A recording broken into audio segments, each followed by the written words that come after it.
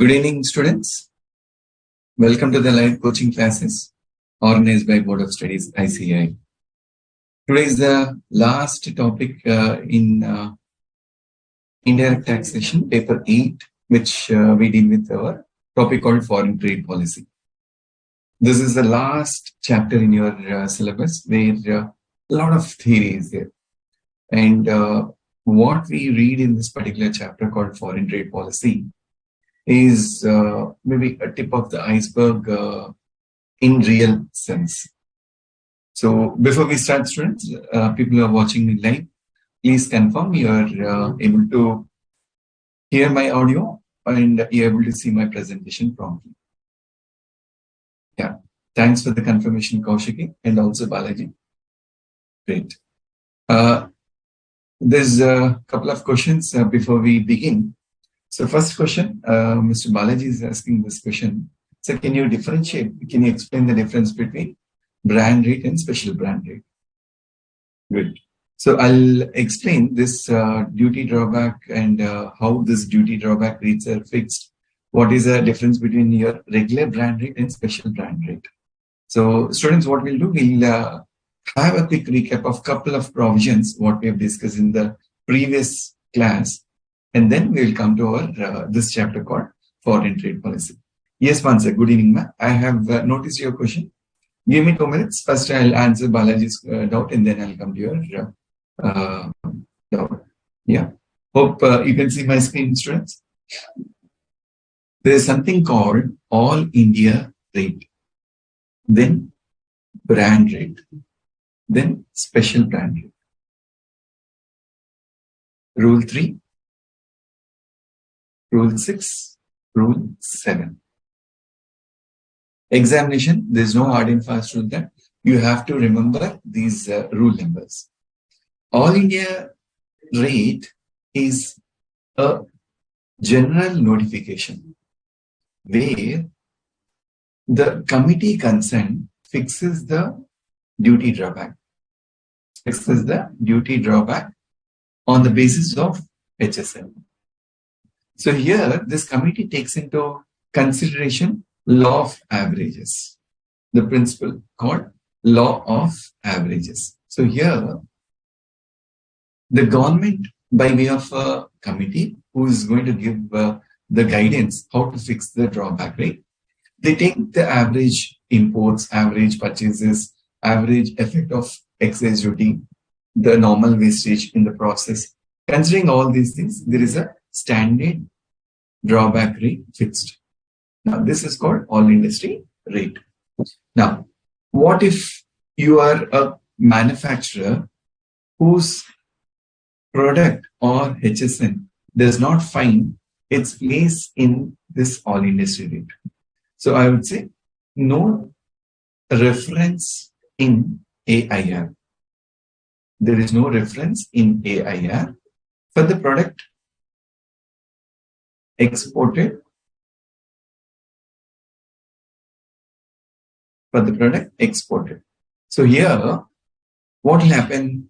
This concerned importer, who in turn is going to export the material, he makes an application to the authority concerned, to the regional officer concerned, saying that the nature of manufacturing process, the goods which he has imported and used in the production, on the basis of that, he requests the authority consent to fix the brand rate. So this is the case where there is no reference in my all India rate. So I have a duty fixation. Duty fixation. Now this is called my brand rate under Rule 6. Hope this is clear, Balaji. Moving on further, special brand rate. Now you have the duty drawback. The duty drawback provided under Rule 3 or Rule 6 is less than 80%. Less than 80% of duty paid. Then request for higher duty drawback. So first, I'll be checking whether I fall in this category Step 1, check for your HSN. Check whether you have a all industry rate where your product has been listed. So if you get a duty drawback at a fixed percentage, you can claim that particular benefit. So what if my product doesn't find entry in the notification given an all industry rate? Step 2, make an application under Rule 6. So once I make an application, authority concerned is going to fix the rate and they are going to communicate to us.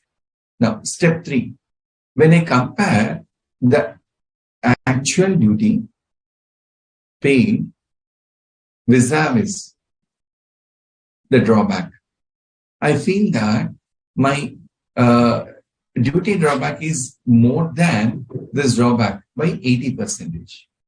In that scenario, I will approach this committee with the facts concerning that, my dear officer, you are giving me a drawback which is much less than the duty which have been paid. So accordingly, he'll ask for special rate which is called special brand rate. So this is a background where brand rate, I go and voluntarily ask, I don't have any rate fixed by your authority concerned committee. Special brand rate, I'm not happy with the actual rate given or the rate which was determined. On the basis of my factual records, I request for a higher duty. This is the difference between brand rate and special brand rate. I'll move on to the next question. Next question, Mansa is asking this question. Section 74, duty drawback. Under 74, under Customs Act, block item goods not entitled for drawback if they have been used after importation. But in module refer page number 7.7, there is a note which says if these goods are not used after their importation and subsequently as it is exported, then they would be entitled 98% duty drawback. Okay. If these are blocked items, then either of the case drawback should not be allowed. Why these 4 items only specifically mentioned? Okay. Point is clear, Mansa. First and foremost, the officer, let me explain this way.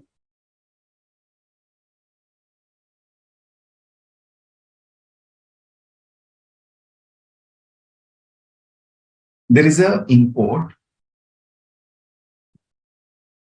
This material which have been imported are provided for re-export.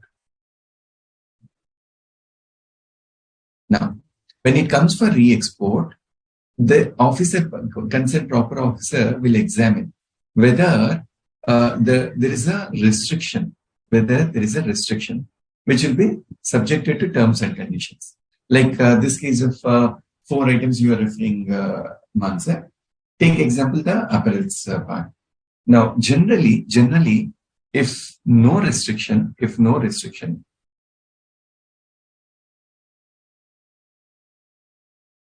there is no restriction,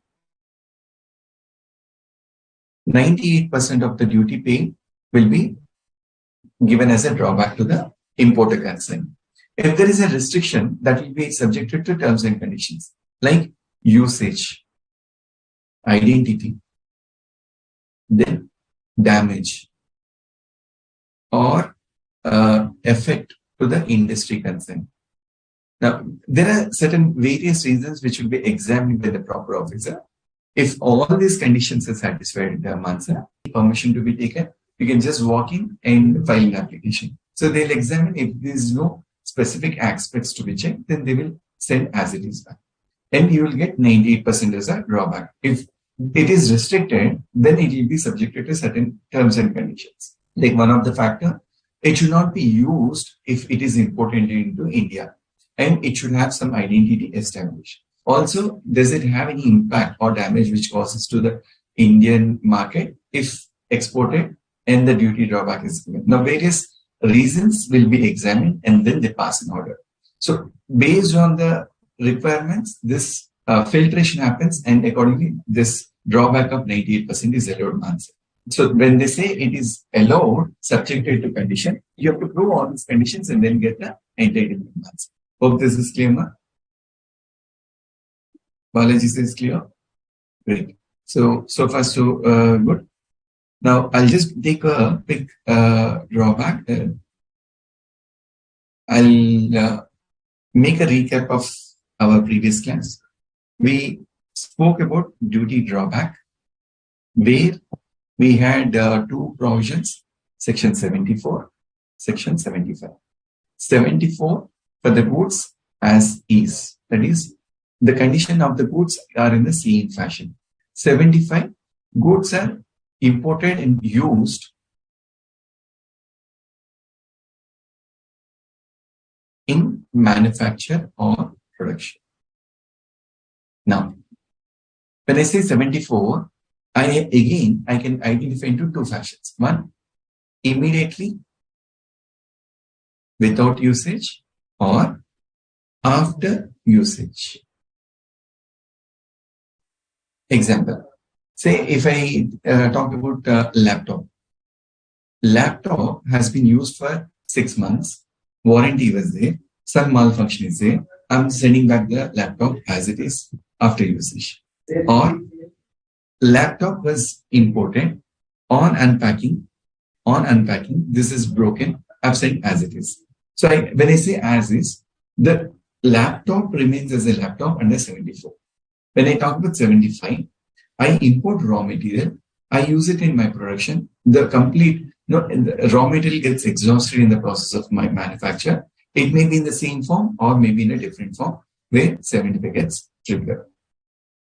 In case of 74, section 74, I get a duty drawback of 98% if the goods are sent as it is immediately.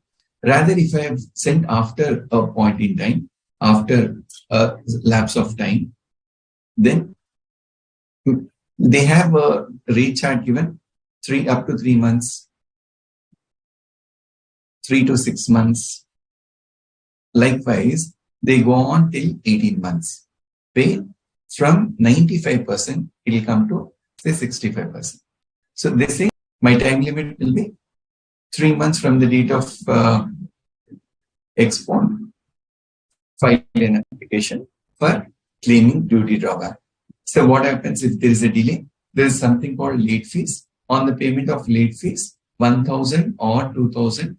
This is before AC or DC.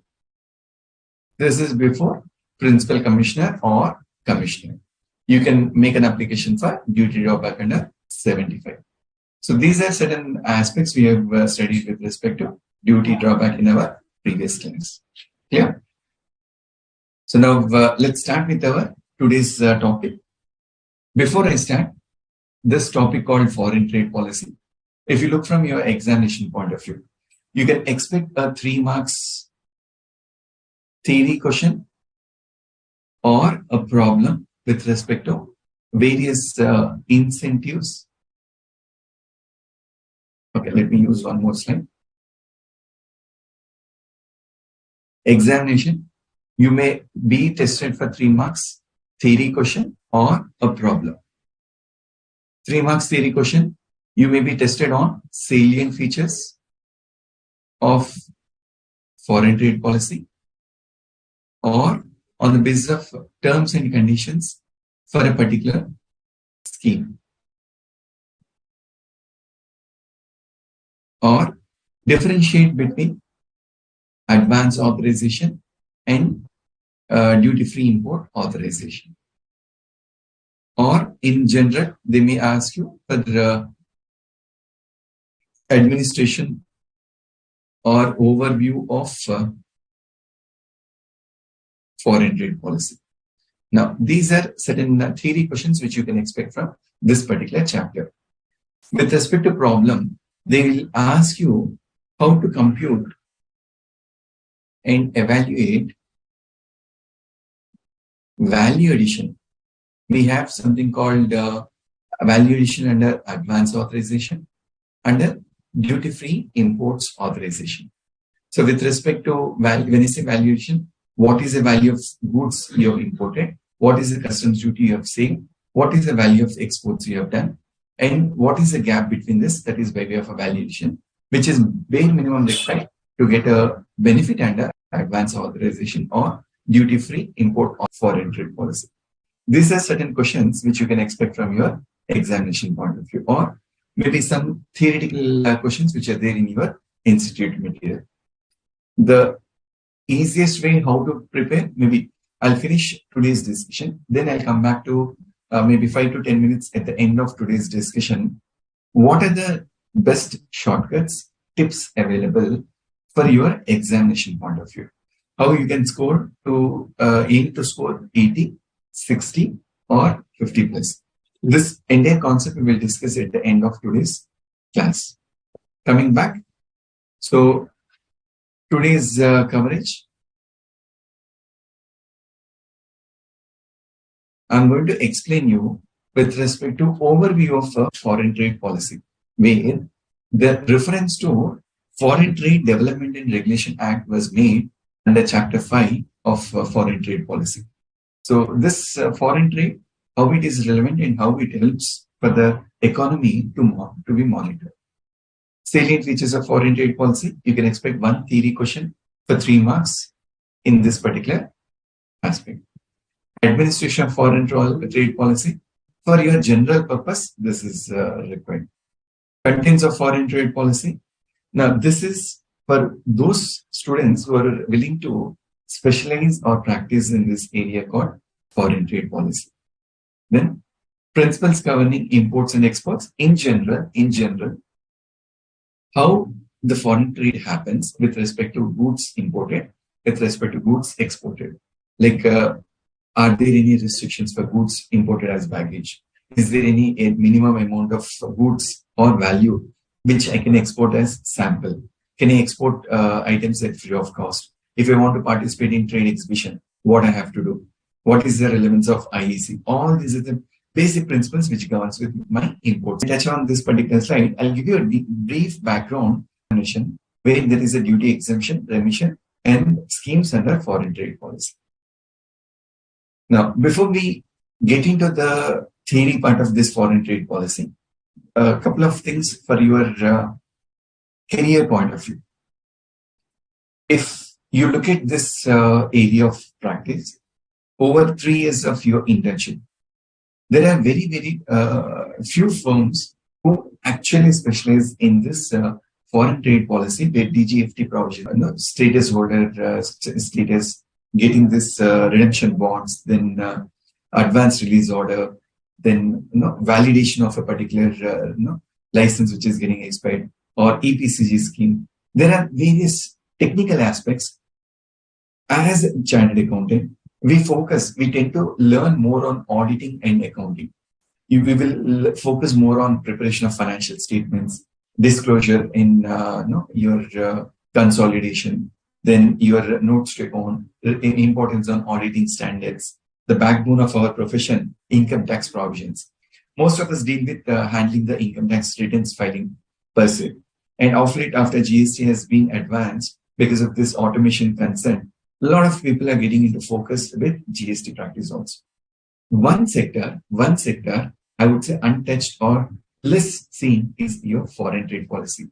And good news for you, after 31st March 2023, whatever I'm talking to you, this is going to be there as a test for your examination in May 2023.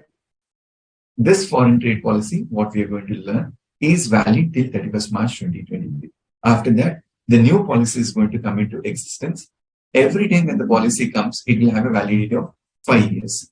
So students, from career point of view, get into this line. It's like an ocean. Very, very technical aspects are there. Unless you get into this sea or ocean, you'll not learn things. My job for today, I'll try to make this learning interesting in explaining you various schemes, modalities, why government makes these policies, how you as a professional, once you get into this Ministry of Finance, through your,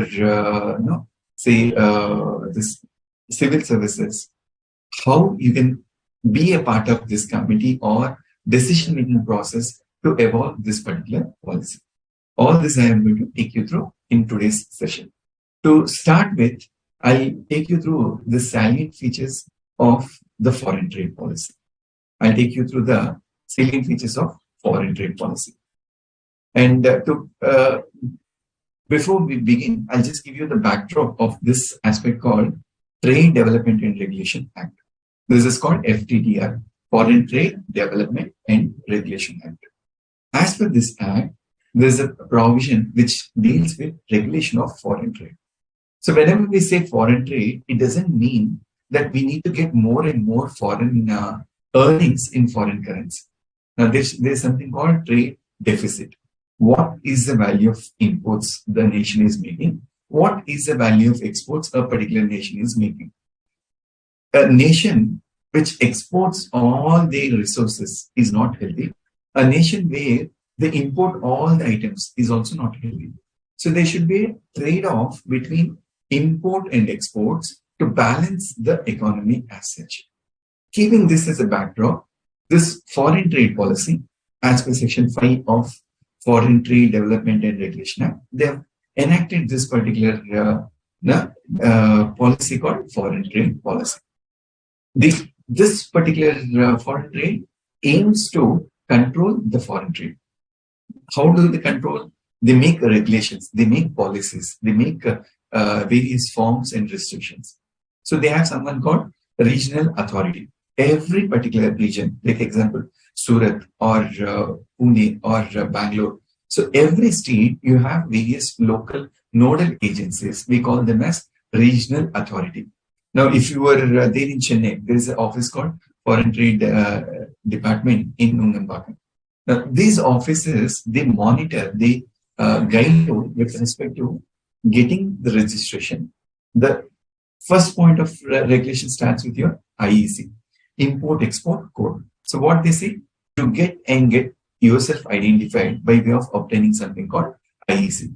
From there, we will guide you how, what goods can be imported, what goods can be exported, what benefits we can give you as a regulating authority to make you a competitive person with respect to other schemes.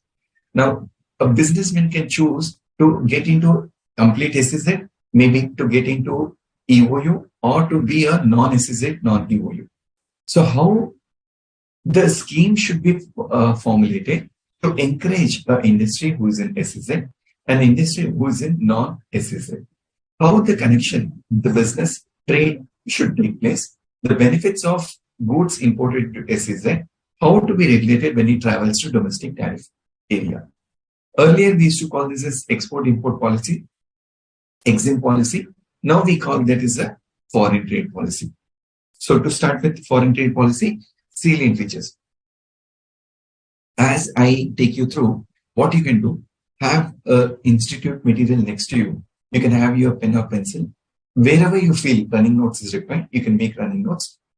I'll explain this particular aspects little layman's language to make it more easy for you to understand. So with respect to the salient features. Now, salient features, it gives an overall guidance, what purpose and how the regulations happen under this particular policy. So here, they say that all exports or all imports are generally, it's freely available. Means they say that unless I regulate, unless I put a condition, please take it as if it is a free exports, free imports. Now, Mansa asked one question in the beginning of the session. So there are 4 items, like say there is a tea chest, there is a apparels. There are few items which are restricted. So foreign trade policy says, I'm going to regulate your business whereby I'll put your entire goods into 3 categories. You can write down goods identified into 3 categories. Point number 1, free category. Point number 2, restricted category. Point number 3, prohibited category. When I say free category, there is no control, there is no measure. You can import the material, you can export the material. No need to take any special permission. That's called free category. Restrictions, I call that as STE, State Trade Enterprises. Here, the authority is concerned, they say any drugs which have to be purchased, these are the authorized organizations or these are the organized people who have been permitted to but import the goods, permitted to export the goods. For a moment, say Ranbaxy wanted to import a particular drug for treating cancer. Now, this particular drug which is being imported, it has got multiple usage. Means I can use it in my pharmaceutical industry. I can use it for, say, preparation of narcotic drugs. That is like to take care of your human trafficking. Basically, you give a dosage, people feel unconsciousness. So where there is a threat, where there is an exposure, they call that as a restricted goods. You are permitted to import the goods, you are permitted to export the goods, but there is a restriction. What is that? Prove what is the nature of business you are doing. Establish what is the reason you have to buy these goods. Identify the supplier. Identify the purpose. Identify how you are going to export or sell in the domestic tariff area. So there is a restrictions placed under this particular foreign trade policy. Third category is called prohibited category, like your arms and ammunitions. You cannot import your explosives, nuclear reactor, or goods which are connected with explosive items. You cannot freely import those goods which are called as prohibited category. So one of the salient features is there's a trade regulation with respect to free, regulated, and prohibited. This is the next category of feature. Next. Keeping this, my economy as such, they formulate a particular strategy where industry-specific health, defense, education, infrastructure, various aspects, they try to monitor what goods have to be into regulated category, what goods needs to be into a free category. And in the process, once I say free, regulated, and prohibited, they try to come out with promotional schemes or incentives. So the foreign trade policy, next point, they say, they try to formulate various promotion schemes. That means to say, sir, if I want to export a particular commodity to this Korean nation, or say there's a place called,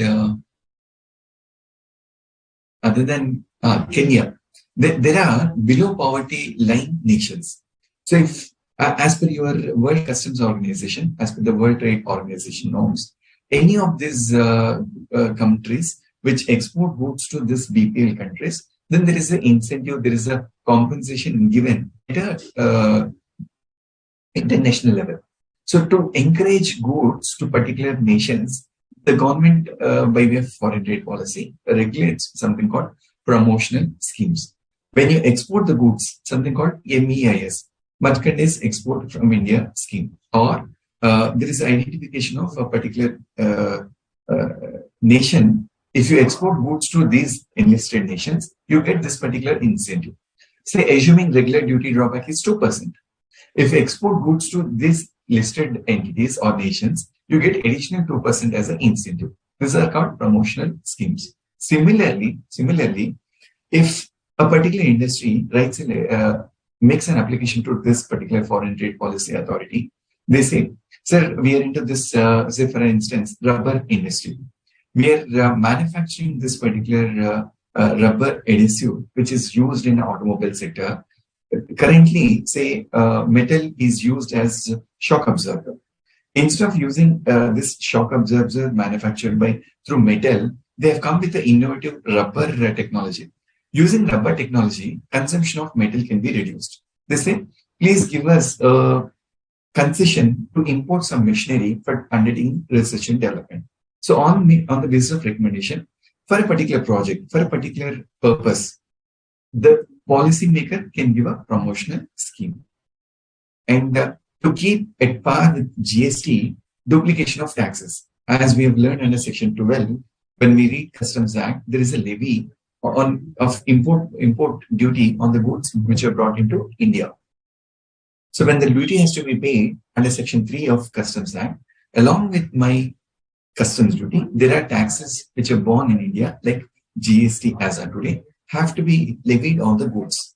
So to make a level playing field between a SEZ and a domestic tariff area, they may give a compensation from customs duty, from GST by way of a foreign trade policy. With respect to capital goods, now every industry, capital goods is one of the backbone support. So industry who are into EOU, industry who are into domestic tariff area, where say 40% is export, 60% is into domestic tariff area. You may be permitted to import the goods under the foreign trade policy, like EPCG scheme, without payment of basic customs. So these are various promotional schemes which are formulated by the foreign trade policy, which we can call as salient features of foreign trade policy. This is the item which is there as 3 marks question in your examination. Salient features of foreign trade policy. Next, moving on. Administration of foreign trade policy. Now, as I say administration, generally under GST, how does the GST officer get to know audit should be conducted, refund should be given, tax invoice is not proper, complaints with e-invoice regulations are not there, e-bill is not generated. Registration is the basic route. So similarly, even under foreign trade policy, my administration of foreign trade policy starts with something called identification of a particular trade, which is on the basis of IEC, Import-Export Code. So here you get your IEC, which is similar to PAN. For my income tax, PAN is important. For my GST number is important. For my foreign trade policy, I is important. If you look at any invoices, now generally if you do internal audit, these days you are doing all system-based audit. The hard copies, you're not doing any physical watching. If you look at a tax invoice carefully, on the tax invoice, any MNC, generally they print the bank account details, their IEC number, their PAN number, company identification, SIN number, and also your GST number. By default, if you look at their letterhead, PAN is there, CAN is there, your IEC code is there, and GSTIN number is there. Now, these are the basic information which are mentioned where IEC is an identity under my foreign trade policy. So here, there's a technical name called license. Now, license looks a little odd, like liquor license or driving license or factory license. Like you have a permission under any of these allied laws. Under foreign trade policy, I have something called authorization. I, as an importer or exporter, whenever I need some particular concession benefit, I apply to this particular regional authority where the foreign, authority concerned gives me a permission which is called as a authorization. So ICE is an initial point. From there, any scheme which is there that gets administered from authorization point of view. Authorization is nothing but a permission given for a specific purpose, specific period, for a specific person. This is called authorization. Under this particular foreign trade policy, we have the authorities like Delhi is the head office where this DGFT is a wing carved out of Ministry of Finance and Commerce.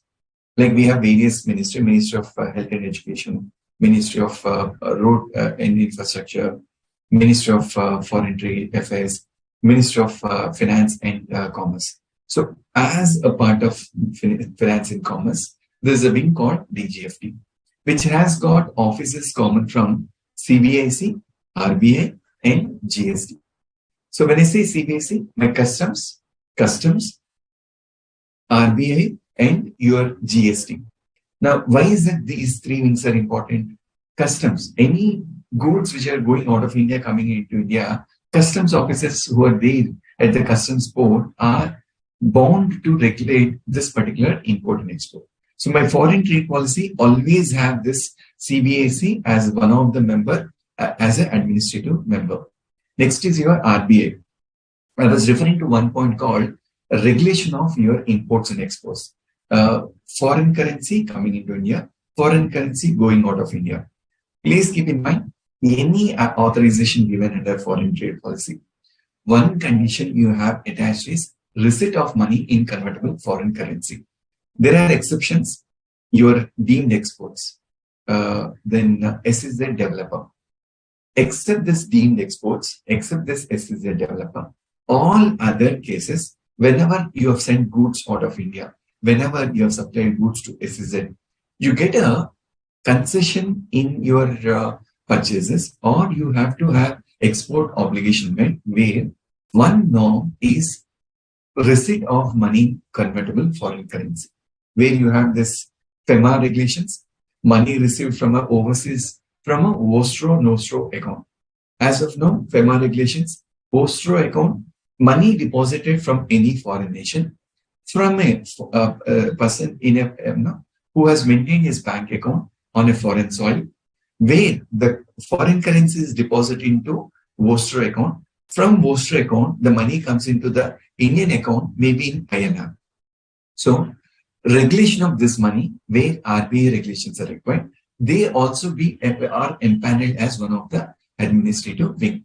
The third wing is your GST wing, because now if you remember section 147 under GST law, we have a definition called deemed exports.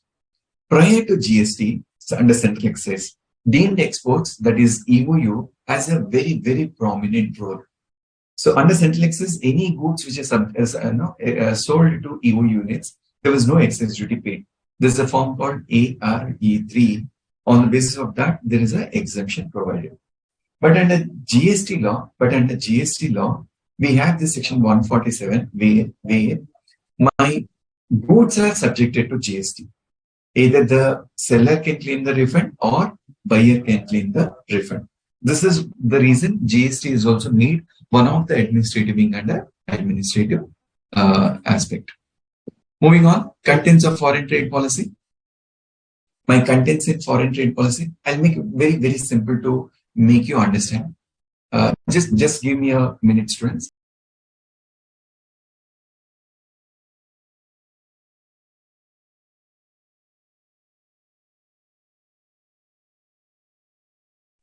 Yeah, sorry for the break. Contents for foreign trade policy. Here, we try to understand how this foreign trade policy has been formulated. Now, this is a backbone. Even in future, this is going to be the way law, new law is going to come into effect. So, as you remember GST Act, I have a GST Act, which is enacted by Parliament. Once I have a GST Act, I have something called regulations, that is rules. CGST rules 2007, SGST rules 2017. Then I have something called my GST forms. Like one example. So there is a consignment where the proper officer, that is the GST officer, has withheld the consignment. So he has issued a form called MOV01. He has issued a show cause notice under, say, MOV07 or refund. Said there is a refund application file. There was a show cause notice called RFD08. Now, whenever there is a show cause notice, I have to reply to a show cause notice. What I do? I use a reply form called RFD09. So here, like I have a BERAC, I have a rules, I have various forms. Even under my trade policy, I have something called basic policy, that is foreign trade policy. This foreign trade policy, it is valid for 5 years. Unlike your Customs Act,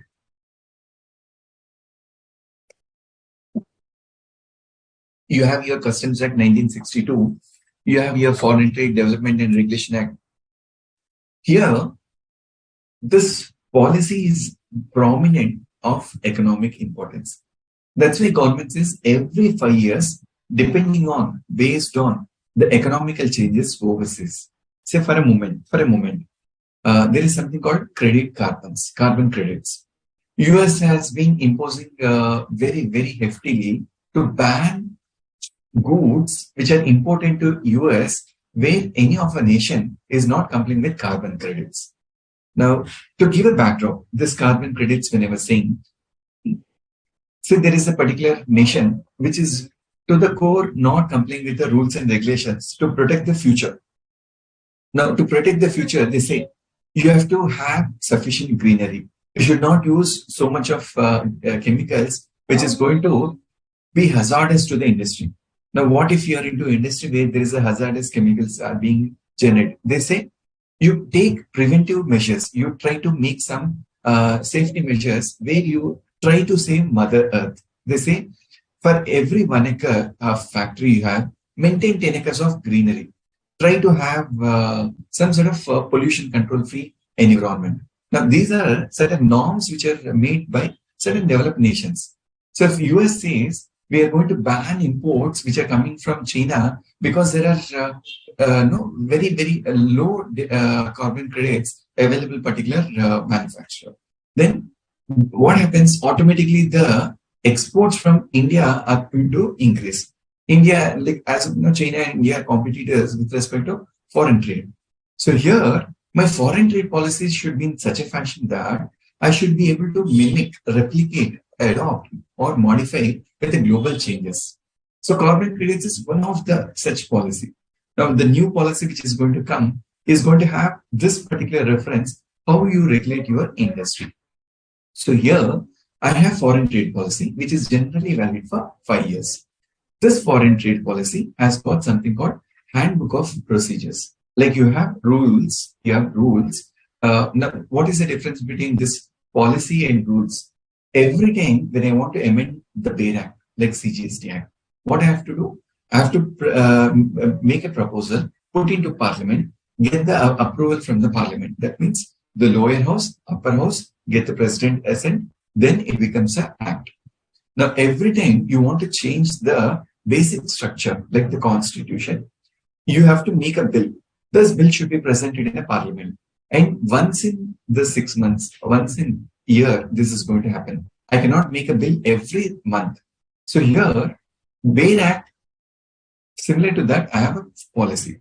Now, this policy is governed by way of a rule, which is called Handbook Procedures. This Handbook of Procedures has got various policies and procedures. Also, this has got something called your AANF forms, Ayat Niryat forms, which is a technical name for the forms under foreign trade policy. Moving on, in addition to this foreign trade policy, Handbook of Procedures, I have something else called ITC-HS, which is called Classification of Imports and Exports. Like we have this HSN, Harmonized System of Nomenclature. We have something called Indian Trade Classification. Like we have input tax credit under GST law. I call Indian Tariff Classification. This is a classification as per my Indian trade regulations. So here my HSN, what I generally refer as per Customs Act, Customs Tariff Act 1975, the mirror replica of that is in my ITC, Indian Tariff Classification, Harmonized System of Nomenclature. In this maximum to the level of 4 digits, they try to classify. They try to formulate policy on the basis of ITC-HS. So here, like we have Customs Tariff Act, Schedule 1, Schedule 2. Similarly, in this ITC, you have Schedule 1, Schedule 2. Schedule 1 regulates with the rates for the imports. Schedule 2 regulates for the rates for exports. Then we have one important aspect called SCOMET, SCOMET. This SCOMET is reference to special chemicals, organisms, metals, then technology. You have some chemicals which are of very high importance in your industry. You have this test equipments or technology which cannot be given freely to everyone who is into business. So there are this special chemicals, organisms, metals, equipments or technology which are called as SCOMED, which is one another chapter under foreign trade policy. You remember I said my trade is restricted, prohibited. My prohibited is regulated under a list called SCOMET. Abbreviation for that is special chemicals, organisms, material, equipments, and technology. So here, the foreign trade policy is going to give a list of items. They say, for a moment, nuclear reactor, chemicals used in your explosives, equipments used to prepare your firearms, technology used to remotely control your various electronic gadgets. So these are all various aspects where they put into a prohibited list. So this is a broader view how your foreign trade policy was regulated. From here, we move on to the next topic called the basic principles which are governed under this foreign trade policy. Basic aspects which were governed. They try to look at overall your trade where they say, I'm going to give you a basic, like you have administration, you have a framework where how you will get registered for IEC. From there, what regulations are there to call you as, say, star export house, or to call you as an exporter of high importance, or to call as something called STE, where you are a state trade entrepreneur. I recognize you as a state trading entrepreneur. There is a restricted goods. Only through STE I permit to regulate the goods. One of the classic example where we have this STE is where this narcotic drugs or Schedule H drugs are regulated through only list of few manufacturers or traders. Similarly, based on your line of business, I come with a regulations called schemes and promotional incentives. This is how my contents of foreign trade policy is. Moving on further, general aspects of trade, where, as I say, imports and exports are generally regulated. Means I have free class, I have regulated class. When I come to the respective policies, I'll give you in detail explanation. Now, one of the important aspect here, I have something called actual user condition. Actual user condition. So when I talk about this particular principles, there is a reference called actual user. I'll just explain in a better fashion.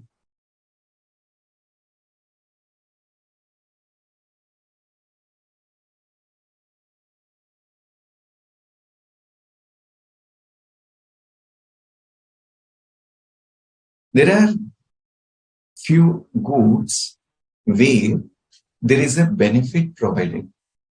The benefit is provided for exemption from customs duty, or maybe GST and compensation cess, or maybe anti-dumping duty, CVD, etc. So here, these goods, when were given a permission, it should be used for specific purpose. So when I say specific purpose, maybe in the purpose of manufacture, from there, exports. From there, they also put the condition that, they also may put some conditions that you have to satisfy your export obligation. Export obligation. Till this export obligation is not discharged, these goods can't be disposed. Can't be disposed. That means you cannot sell these goods as scrap. You cannot discard these goods in a regular course. This is called actual user condition. So here, for an instance, say Kaushiki imports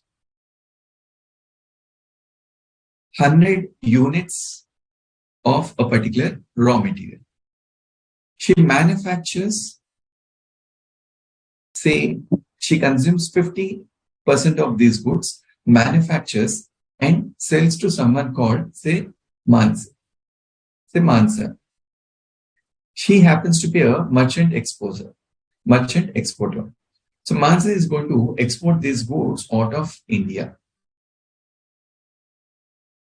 Here, the balance remaining, whatever 50% is there, the notification, this actual user condition says, this cannot be sold in DTA. That means I cannot use this 50% in a production or manufacture, and these goods which are produced and manufactured, I cannot sell in domestic tariff area. what I have to do? I have provisions which are dealt with foreign trade policy. Then moving on. State trade enterprise, I have explained. Then transit, section 52, goods in transit, transshipment, that I have explained. So I'll skip that particular aspect.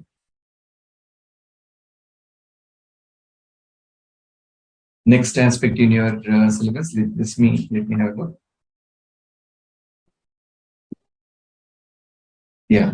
Next one, an important aspect called second-hand goods and scrap.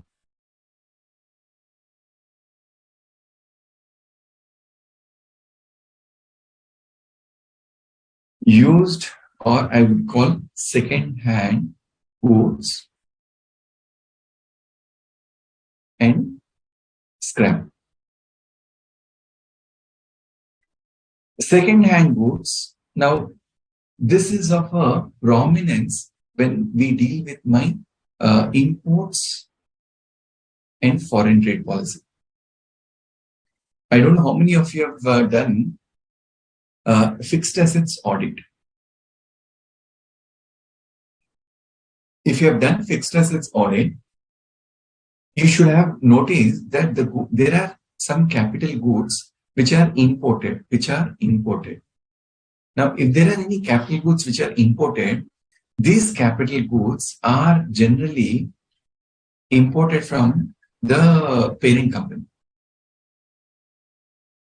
Say Japan or Europe or US or say Kenya, Italy. Whenever capital goods are imported from parent company, 95% of the time you see those goods are used or brand new or second-hand goods. Now, you would never notice this in your fixed assets audit. You would have rather, what you've done for the purpose of your CARO, you generally verify the inventory, physical verification of fixed assets, what is an additions made during the year, location, identification, and then tagging. Now, if you travel in there, these capital goods which are imported, especially these second-hand goods, are generally restricted. These are restricted. That means to say, there is no free trade for dumping the second-hand goods into India. The machineries which are worn out, those machineries which are at a cheaper price. If you would have seen your transfer pricing norms, and this is in your international taxation,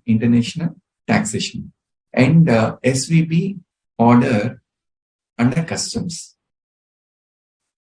Generally, students, you wouldn't have come across these aspects. I'll give you the backdrop where when you do an internal audit or statutory audit next time for any of your client, you can look at these areas to get more insight on these provisions. When I talk about transfer pricing, international taxation, they ask, you have say 45 pages checklist. One of the conditions they say, during the year, are there any payments made to overseas related party transactions? If I say yes, then I have to give the details of payments on account of raw material, your capital goods, and services.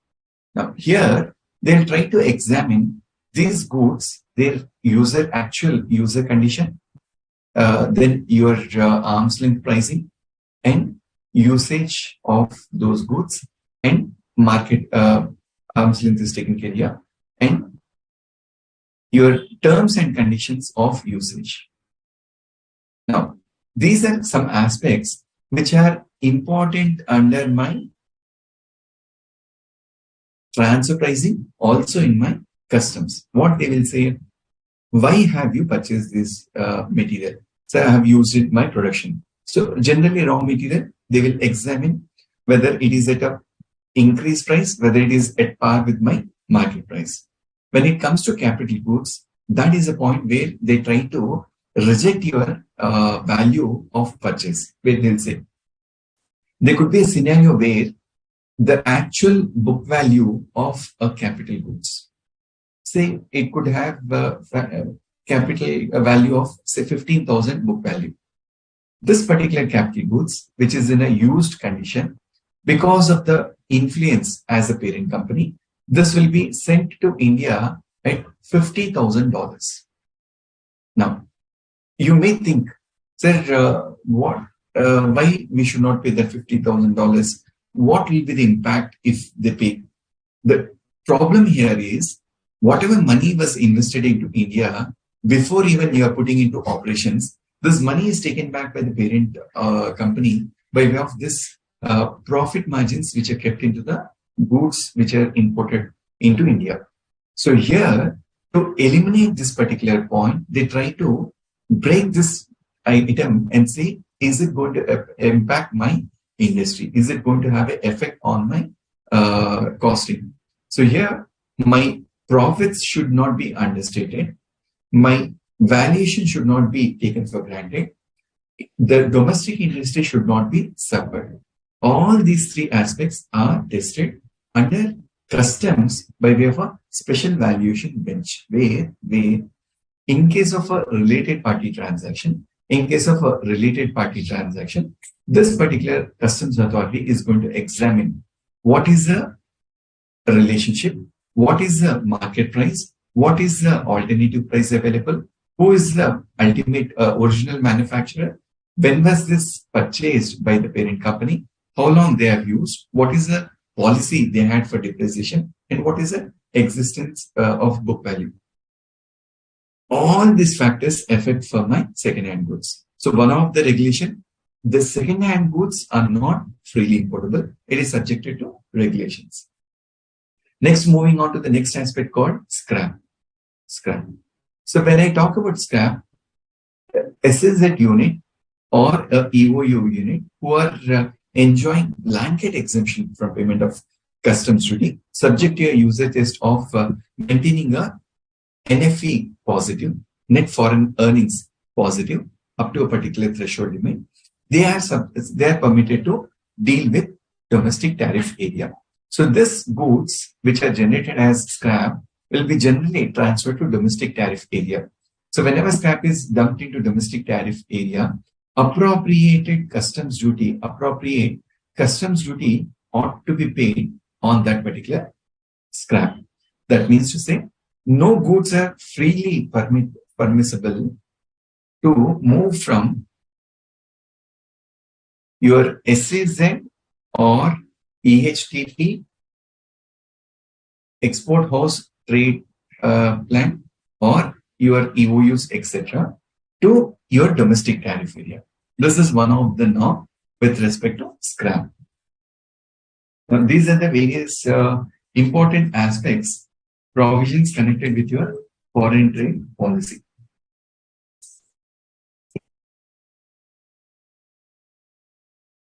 Authorized economic operator. I have explained this when I was dealing with your import-export procedure. I'll come back to the next aspect called duty exemption and remission schemes. So let's start with the first aspect called status holder. Now, as the name goes, students, status holder. Now, we generally say status. Now, what is your status? What is this status? So let me refer to economical condition. Apt reference is this status holder. What is the influence of a particular business leader on market?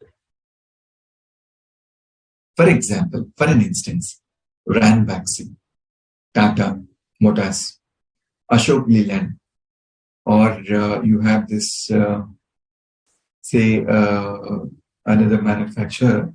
Say, let's take example of this cycle band 3-in-1 agarbatti. Now, there are few people, example, in your adhesive, Fevicol. Fevicol happens to be one brand, which is again having a specific prominence in respect to a trade. So these business leaders who have important role to play in international trade. When I say international trade, they have the role with respect to imports and exports. And they have contributed substantially to the nation's foreign reserves. They have contributed substantially to the foreign, your nation reserve. Like one of the examples, say Wipro, Infosys. The services exported from India, from Infosys, Wipro, we would say definitely they are a business leader. So when Infosys has to make their services exported to the different nations like Russia, US, Europe, and other nations. The other countries, they also give equal importance to these business leaders. So as I said, in goods, let's take for a moment Tata Motors. When Tata Motors exports their goods to Europe, say in Europe, they have a policy. Like when a particular consignment comes from overseas, they have norms which needs to be inspected, which needs to be examined, which needs to be taken as special permission before they are let into their soil. So for an instance, consignment which comes from Tata Motors, European nations, they know that Tata Motors have their business existence in Europe, whereby the goods or consignments from Tata Motors have a very prominent role. They need not follow the regular procedures of obtaining a prior permission, taking a quality test parameters, getting the permissions from the local, Ministry of Finance or Finance Ministry of Trade Regulations. They give a special importance. Like when you visit to airport, you have something called priority pass. So when you walk into the airport, you will be able to walk in as a free customer. You will not wait anywhere. The moment the gates are open, a passenger who has a priority pass, their luggage, their entry will be freely permitted. Similarly, when the flight reaches the destination, these priority pass holders, they'll be first given a priority to go out of the flight. And the moment they get out of the flight and reach this particular baggage counter, their bags are readily available for them. So the same way, a priority is given in the industry, in the foreign nation trade also. So all these goods and services, all these exporters, on the basis of their IEC, they will be given a recognition, like your 5-star, 3-star, 2-star. They will be given a recognition called status holder. And this recognition is on the basis of their export performance. Examination, 3 marks, theory question. Examine the provisions of status holder under foreign trade policy. So here, we'll say the business leaders who have a commanding performance.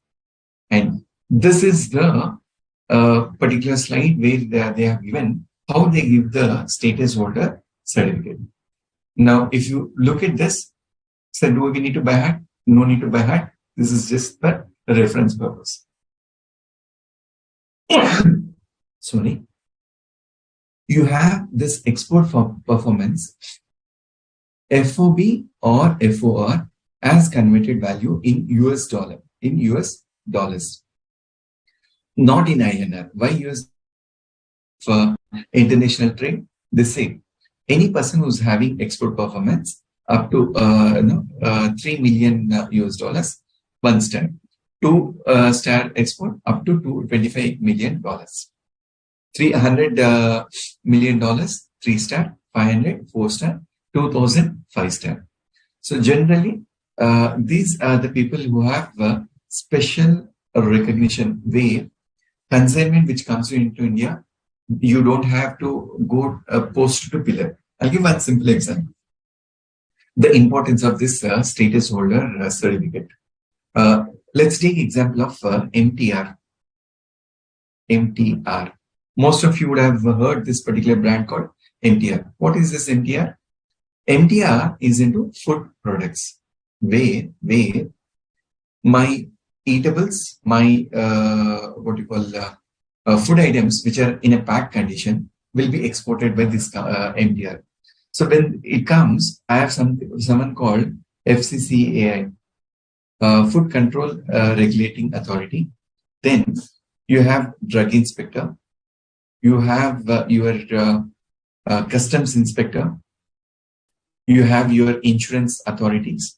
Now, various regulating authorities, these are called regulators, means consignment has to be inspected.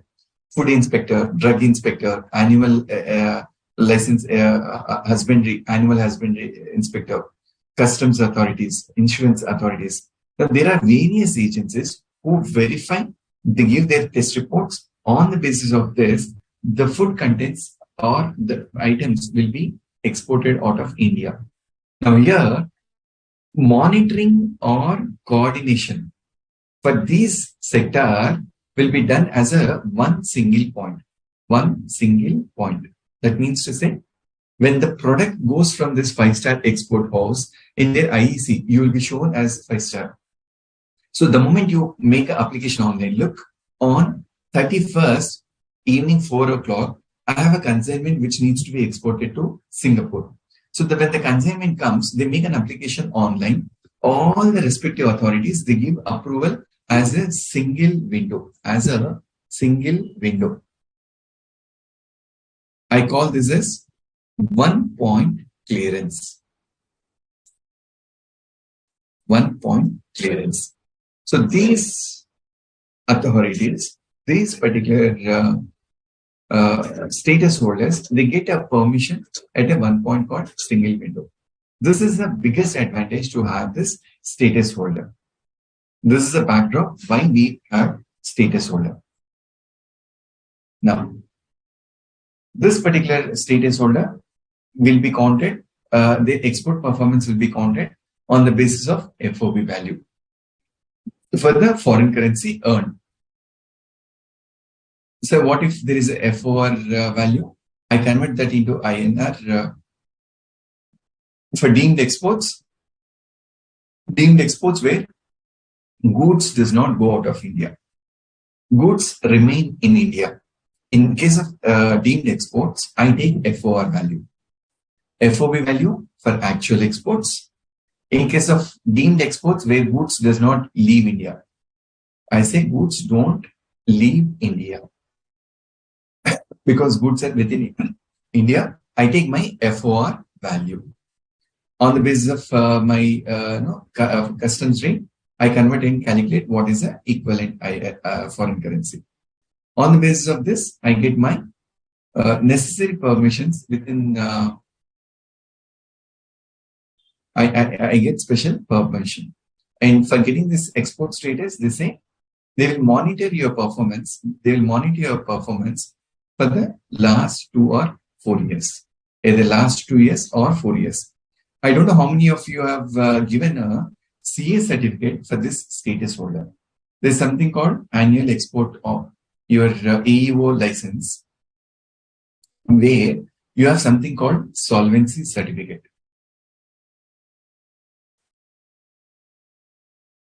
So usually under customs, to ascertain your exports, the customs officer asks for a CA certificate, where they'll say, what is your turnover? In your gross turnover, what is your export turnover? They'll ask this information for last 3 years. Generally, they ask for last 3 years as a common bracket for comparison. Then they'll ask, what is your net worth or solvency? Are you capable to get yourself recognized as a status holder? Now, generally, we give a CA certificate for this gross turnover or export turnover or solvency. When we give this certificate, we don't know the backdrop why customs officer asks this, what CHA is going to do with this, and what client is going to get a benefit out of this. Generally, what we do, we charge a nominal 5,000, 10,000 and give a CA certificate. But please keep in mind, this certificate is something which is a backbone for the customs authorities to assess the performance. So here, one important aspect they say, export performance of one IEC holder cannot be permitted for transfer to another IEC. Like if I have company A, company B. Now this company A and company B are sister companies of C. So whatever surplus I have in A cannot be transferred to B for the purpose of this status holder certificate.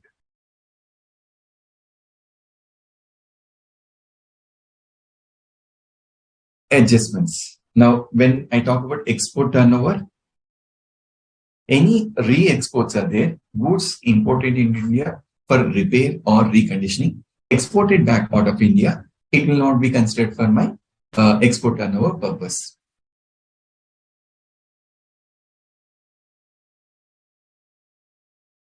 Now, there are few special recognition for few set of business people, where they say there are a few export house status IEC holders where they say double weightage will be given. Instead of one weightage, two weightage will be given.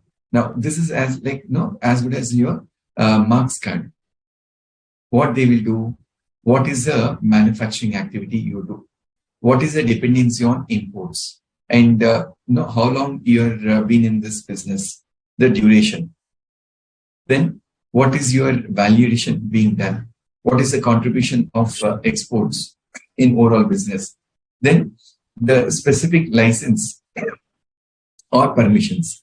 So the last category called license is where based on these parameters, they give a double weightage. One of them is MSME registration. Most of you who are into practice, looking at practice, I would advise, please give a recommendation for having MSME registration.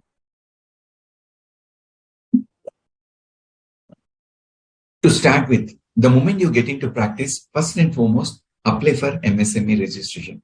Sir, I'm a service provider, I'm a chartered account. Why do I need this? There is no bar, there is no restriction why you should hold MSME. Advantages, you get a concession in trade license, you get a priority in bank funding, you get a recognition with respect to trade, the 10% procurement only for MSME. For a moment, take example of BHEL, Hindustan Aeronautics Limited. Say you're a trader in steel items. If you are registered at MSME, always HAL comes with a call for public auction, means procurements. They call for tenders. If you are a MSME trader, when you fill your application and you say MSME, on the basis of your registration, there's a mandatory norm for these public sector undertakings to buy from these small traders. So to encourage these small traders, MSME is one of the boon registration. Moving on, registrations where you have ISO certification or Board of Industry certification.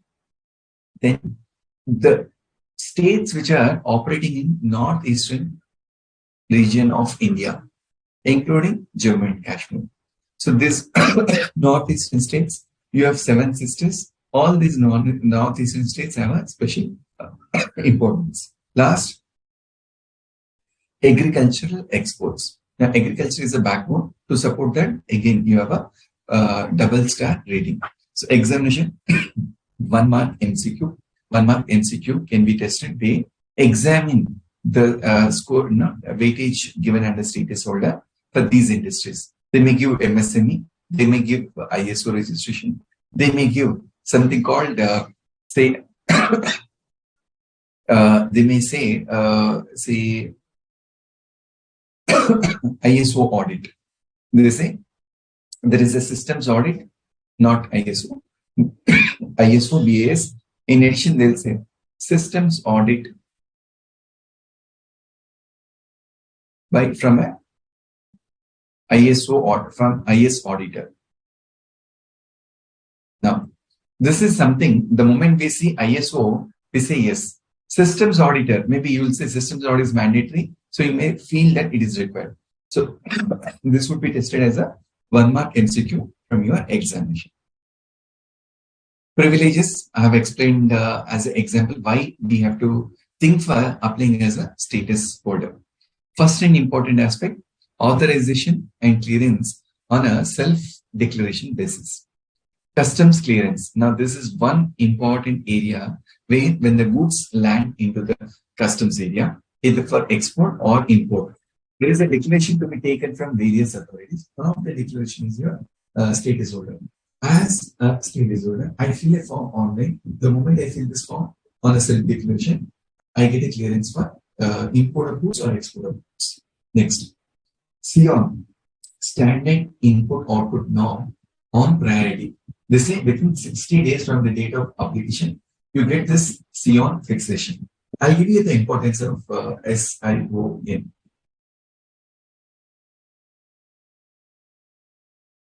First, to understand Complex's era,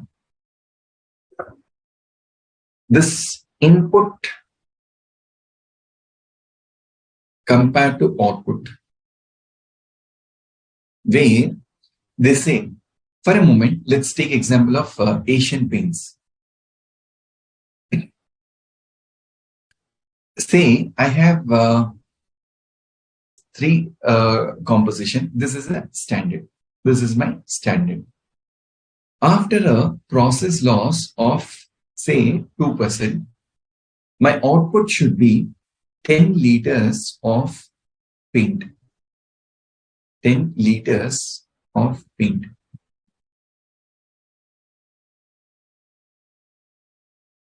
Now, what is happening here? There is a standard input, standard output. This I call technically as SION. So here, my foreign trade policy, the authority is concerned, they're going to fix how much is my consumption required to generate the output. Now, this is going to be fixed on the basis of your HSN. So here, as you remember, SCOMET. There is another important aspect under foreign trade policy called CON for determining how much customs duty exemption is required on the basis of your output being manufactured, or how much drawback is required on the basis of industry for the output which is being exported. So this is the purpose where I have standard input output norms. Each industry, each product, there is a standards they fix. Now, so what if I get into the this industry where I assemble 10 connectors, 2 capacitors, 1 junction box, and 4 cables. I make something called transitor. Now, this transitor is something which does not have a classification. As an electronic industry, you can go and approach this authority. They fix something called CON for your industry. What is the importance of this? To give a benefit of imports on the industry specific, also to determine what is the drawback required. Ministry of Commerce, Ministry of Finance and Commerce issue foreign trade policy. India constitutes to buy oil from Russia. India continues to buy oil from Russia. This features of India's foreign trade policy shows our policy is free, not impacted by any movement. Now, this is a trade regulation, Mansa. Wherever we have this relevance, oil reserves. Now you have say Saudi Arabia. When I have a free reserves from Saudi Arabia, unless there is a competitive pricing from elsewhere, unless there is a threats, GATT or industries or nation specific. Moving further. CON importance I have explained. Exemption from compulsory routing or negotiation of documents through bank. Now, this is one of the headache which was there earlier. Now, you remember administration, RBI was made one of the interested party in foreign trade policy. Why? My regulation of money going out of India, a regulation of money coming into India. All this particular export import are generally routed through bank. I don't know how many of you have handled the accounts for these businessmen. Generally, when there is an export consignment, I always give an export invoice copy to my banker saying that, sir, this is my export invoice. This is a copy of shipping bill. And this electronic copy, I send it to banker saying that whenever money comes into foreign currency, please report to RBI. Similarly, when I import material into India, my bill of entry, a copy of bill of entry is given to banker on the basis of the invoice given by the exporter and the bill of entry. My banker permits to make a remittance overseas. You have current account transactions. capital account transactions. Because of your FEMA regulations, RBI being an administrating authority, banker comes into picture. So here, all my bank is avoided. The banking channel is avoided. Where I, as a status holder, I just go into my website, log in, say that this is exports, this is imports. On the basis of shipping bills, on the basis of bill of entry, banker does the matching. There is an integration of my banking channel with this particular customs channel. So I do automatic matching, saying that this particular foreign receipts, where this is my electronically generated FAIC, we call EBIC. My electronic bank receipt will be matched this with a shipping bill. This is an automatic route which is available to a status holder. Next, bank guarantees, or I would call as a bond. Generally, whenever we enjoy schemes, like example, EPCG. When I want to buy capital goods under EPCG, I have to execute a bond. That means to say, if I fail to export, there is something called export obligation. To protect the interest of the authorities concerned, in this case, foreign trade policy, I either give a bank guarantee or a bond for the purpose of this imports and exports. Warehouse, I'll leave this, not that irrelevance.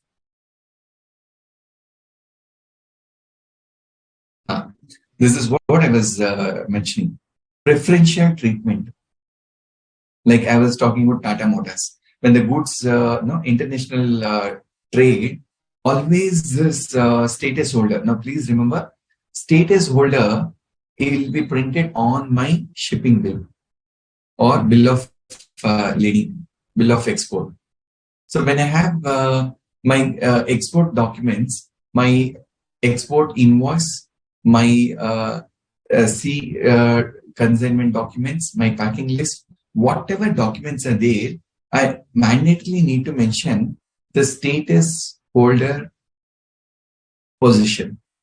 Unless you mention this printed, I would say, unless this is printed, you don't get all these benefits.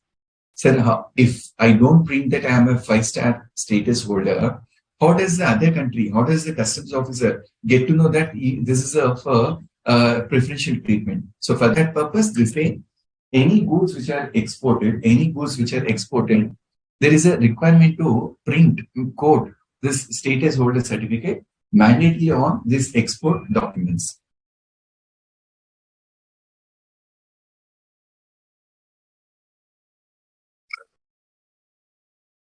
Now, we will move on to the next scheme called Advanced Authorization Scheme. Advanced Authorization Scheme. Before I explain this scheme, I'll give you a backdrop.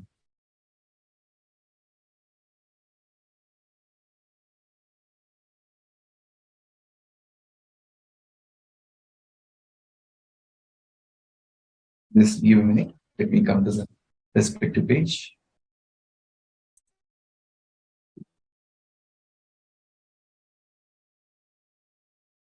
So here, whenever I talk about any incentive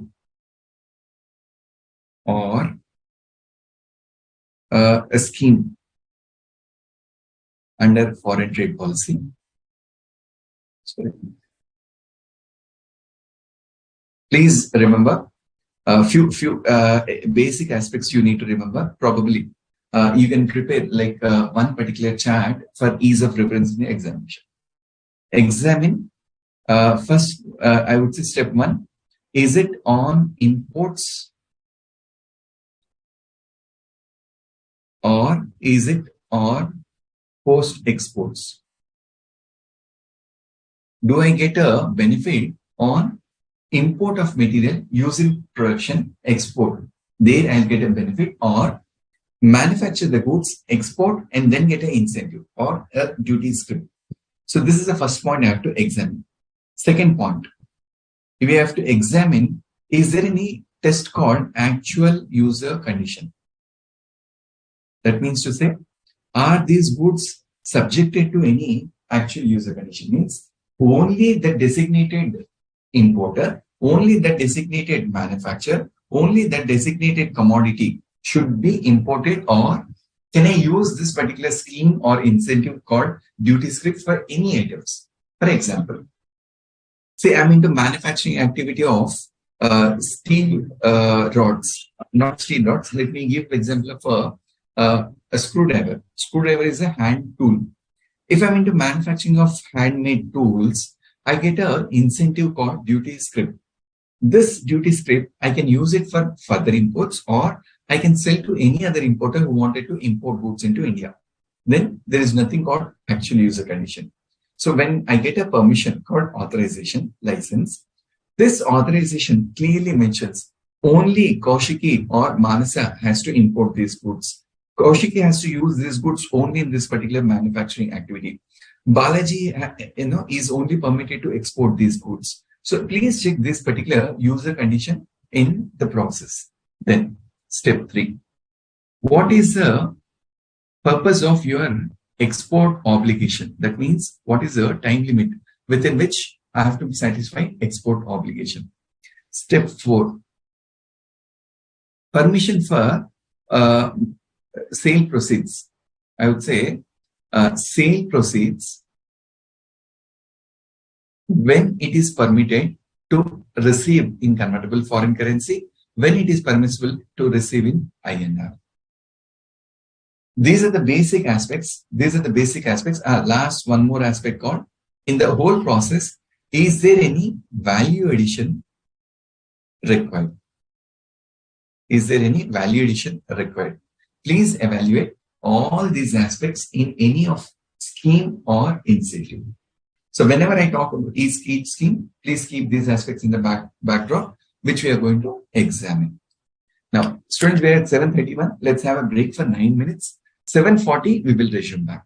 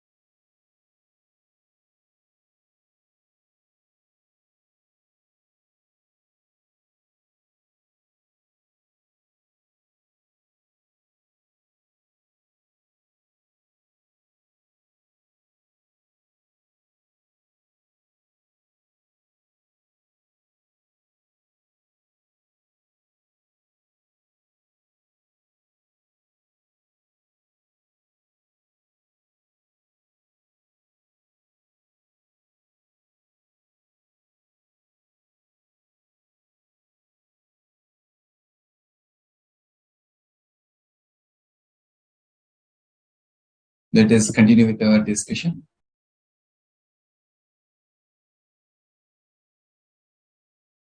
Advance authorization. Let me see if there are any doubts so far.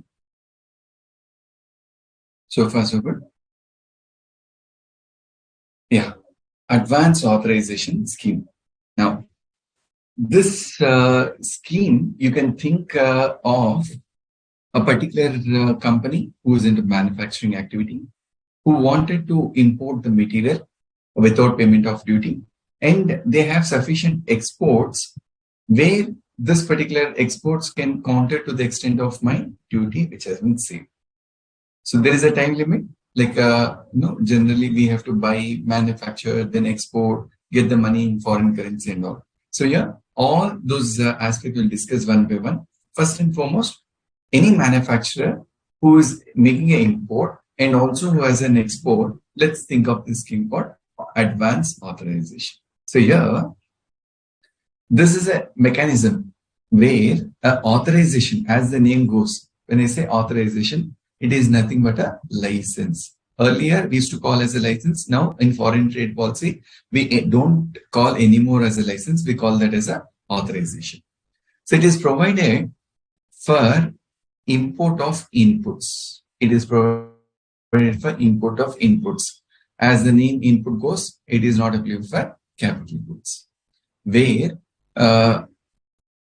this particular transaction, I have an exemption from payment of IGST, compensation cess, basic customs duty, additional customs duty, additional anti-dumping duty, countervailing duty, or safeguard duty. All these duties, whatever I am going to pay, are exempted from payment. So this is the first advantage where you will see any manufacturer, look, are they importing? If they're importing, this is one tax or duty which is going to hit to P&L, we can save. So here they say any authorization, that is the license which is given, it is valid for 12 months from the date of issue. So what I have to do? I have to use this license to import material within 12 months. So what happens here in general? When the goods reach customs station, when I file my bill of entry, I have to mention in my bill of entry saying that, look, this is my IEC, this is my advance authorization number. That means my license number. The moment I quote my authorization number, I'll say, I need not pay basic customs duty, I need not pay GST, compensations, or various applicable duties. So I'm going to declare that these are the exemptions available. So here, assuming 30th June 2020, a license was issued. So I can use this license for imports on or before till 30th June 2021. So any bill of entry filed on or before that date, I can use this license. If I don't use, this is going to get lapsed. Now, this advanced license, I can also use for procurements from deemed exports. Means this authorization can be used for deemed exports, means goods which are procured within India. I can use it for exports. I can use it for my purchases from EOU, EHTP, etc. Both the cases, I can use this particular advance authorization. And please remember, validity is for a period of 12 months from the date of issuance.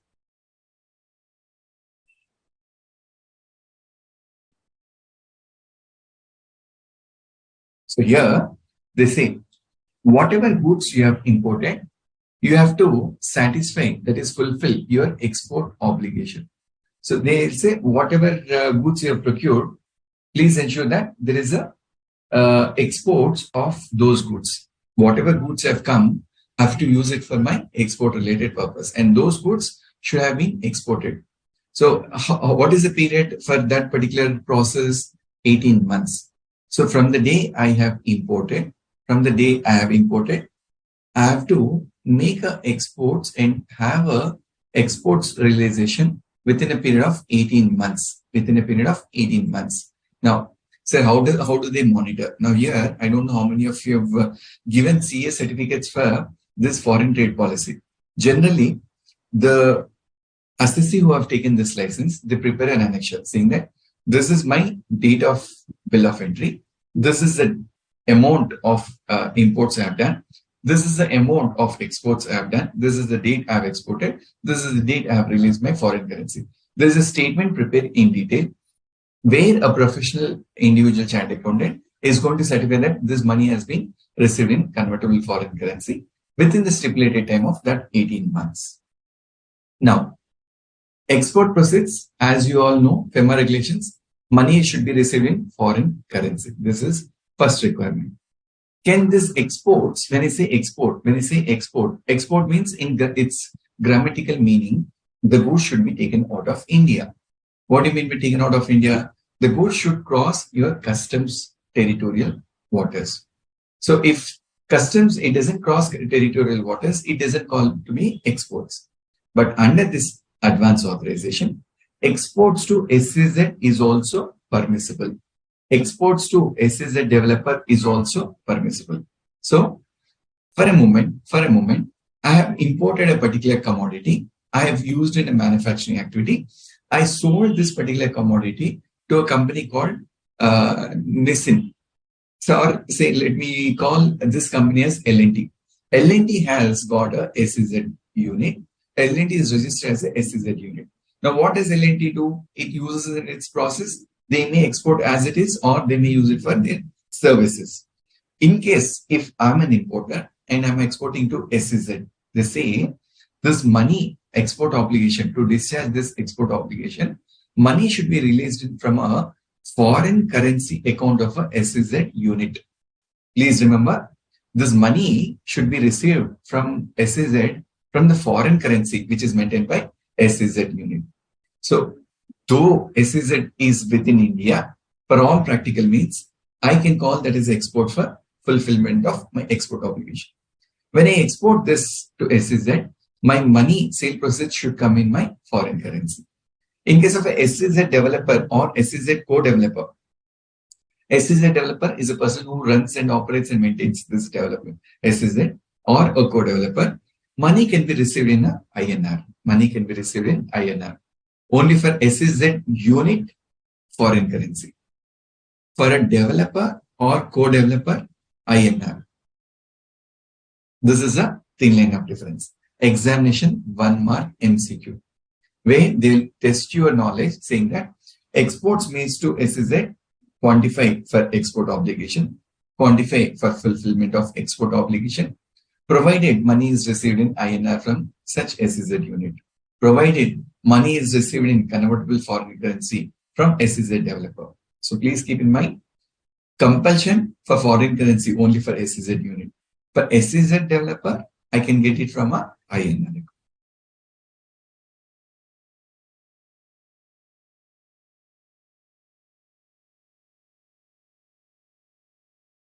Here, as I said, material which are procured should be mandatorily incorporated in export product. So there could be items which are imported, which are mandatorily has to be existent in the process of exports, the goods which are exported. So advance authorization, whatever goods I'm going to get, I should have consumed in my export. So there is a process where there are a few catalysts or consumables, even that can be permissible for the purpose of imports. And here we have something called mandatory space. Now, mandatory space, I'll give a very simple example where you can understand this purpose of mandatory space. I say, if you have received this, there is one furniture company. I'm not getting the name. Any furniture, like let's take IKEA. If I purchase a tabletop, if I purchase study table from IKEA, say online store, when this furniture is sent to me, to do the fitting of this furniture, I get a small spanner, small tools. These tools are relevant for my machinery to fit. Now, those items generally I call as mandatory space. For operating that machinery, I need to have mandatory space, where they say in case of exports, this mandatory space are as is without manufacture.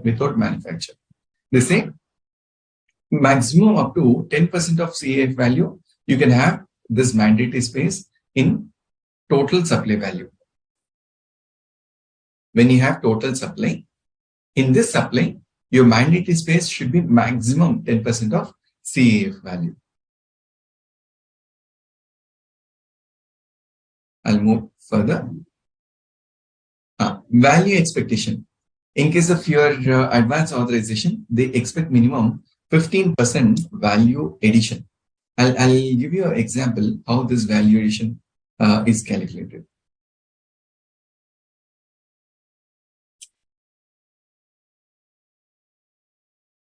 Now, this is a standard formula, value addition. Hope you're able to see my Excel file. Now, they say A minus B divided by B. A is FOB value of exports or FOR value in case of deemed exports. CAF value, B is CAF value of inputs covered by authorization. Now here, for a moment, let me put this way. My scenario 1, scenario 2. A, or I'll say first B. B is my purchases. A is value of exports. B is my CF value of inputs covered by authorization. Say I have purchased goods for 2,50,000.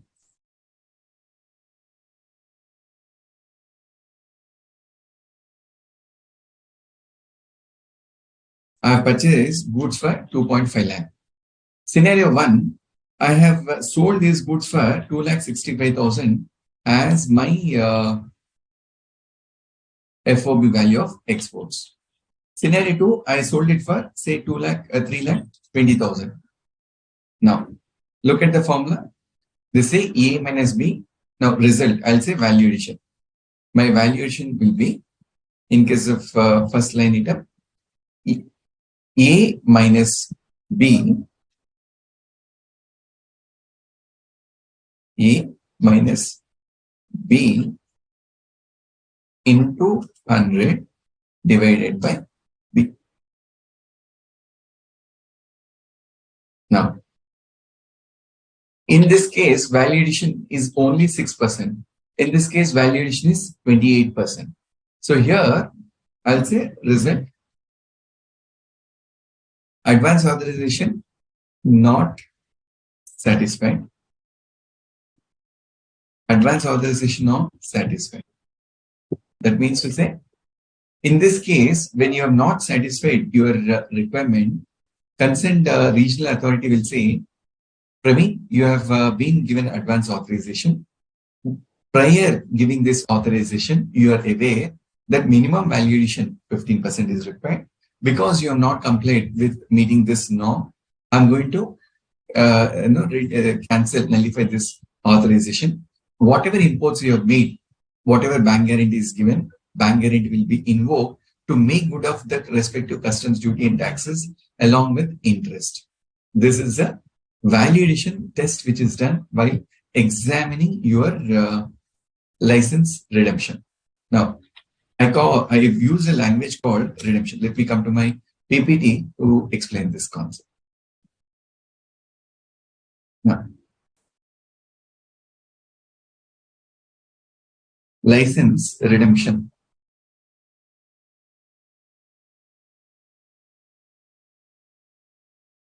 So here, when I satisfy my export obligation, I provide all documentation. Then your certificates and declarations to get a discharge certificate. I call this as a discharge certificate. That means to say, whatever authorization is given, this authorization is closed. So, all obligations are fulfilled.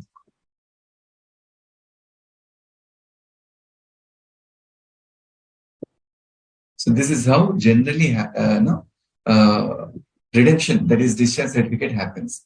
I go to the concerned regional authority. I say, sir, these are the licenses I have taken. For these licenses, these are the shipping bills. They give an annexure, and this is a CA certificate, or this is a what do you call, valuer. There is a person called chartered valuer. Like we have chartered accountant, chartered valuer, chartered engineer, I would say. This chartered engineer is a person who gives a technical specifications that this is the production, this is a process conversion, this is a quantity which was exported. Now there are various standard certificates. And finally, I'll give a declaration that all my above details documents are not fudged, these are genuine, and I genuinely have satisfied all these export obligations. On the basis of that, my authorization will be closed or cancelled. That means all my statutory obligations, when I give a bond, bank guarantee, that gets relieved. I can continue with my trade without any obligations. Coming back, first and foremost, they say value addition should be 15%. Now, advance authorization is on the basis of standard input output norm notified.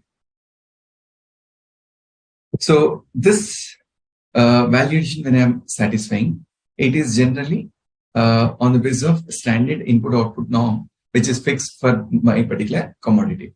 If it is not available, if this is not available, I'll give my own declaration saying that this is a procurement, this is a conversion happened, and this is my value addition which took place.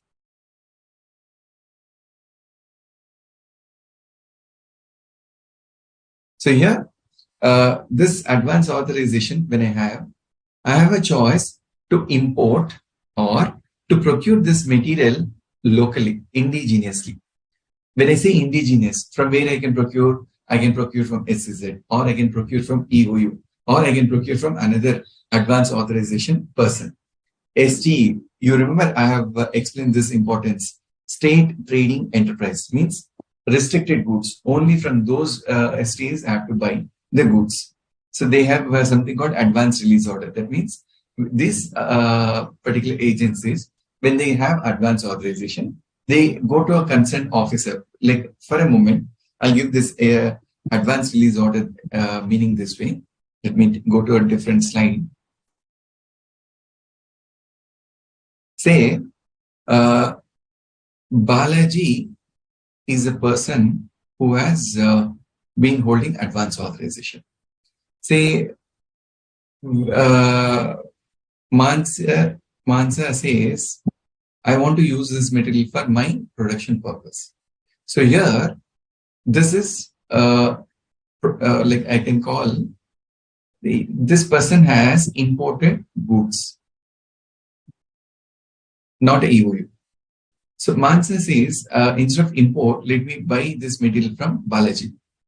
Balaji may procure this material based on advance authorization, or he may be a registered STE. So what Balaji will do, he will say, go and get the advance release order.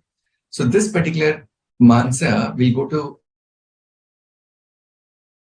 person saying that, please give a releasing order. Release order. Why? Because I hold an advance license. I want to procure this material from India, say from Balaji. From Balaji, the goods were to be moved to Mansa. So once goods move from Balaji to Mansa, the obligation of Balaji should be released. So this regional authority gives an order called AR, release order. This particular release order will be used to where it will have details, name of the person, nature of goods, and value. Based on this information, Mansa procures from RA, she gives to Balaji. Balaji's full obligation will be fulfilled on receipt of this ARO. So what he says, on the basis of this release order, he will say all my export obligations are transferred to Mansa. This is the purpose of my advance release order. which is also called invalidation letter, or also technical name back-to-back inline letter of credit. Little technical. Finally, I have mentioned about redemption certificate. That is completion certificate. When do I get this completion certificate? When I fulfill my export obligation. Now, beginning till end, I'll put it this way. It is easy to understand as a theory. Now, I'll give a example, or let me take to my Excel where you can visualize the importance of this scheme. Say, imports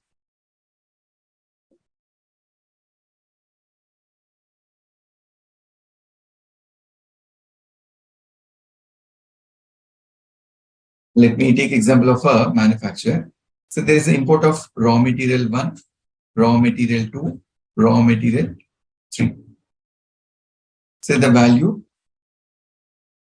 duty, conversion, then FOR. Value, say 25 lakh.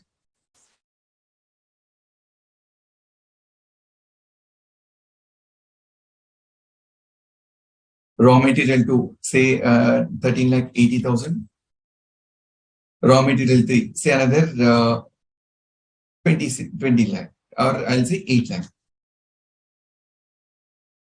Assuming for a moment, customs duty for raw material 1 is 18%. Raw material 2, assuming it is say 12%. Say raw material 3, it is again another 18%. This into my customs duty, a total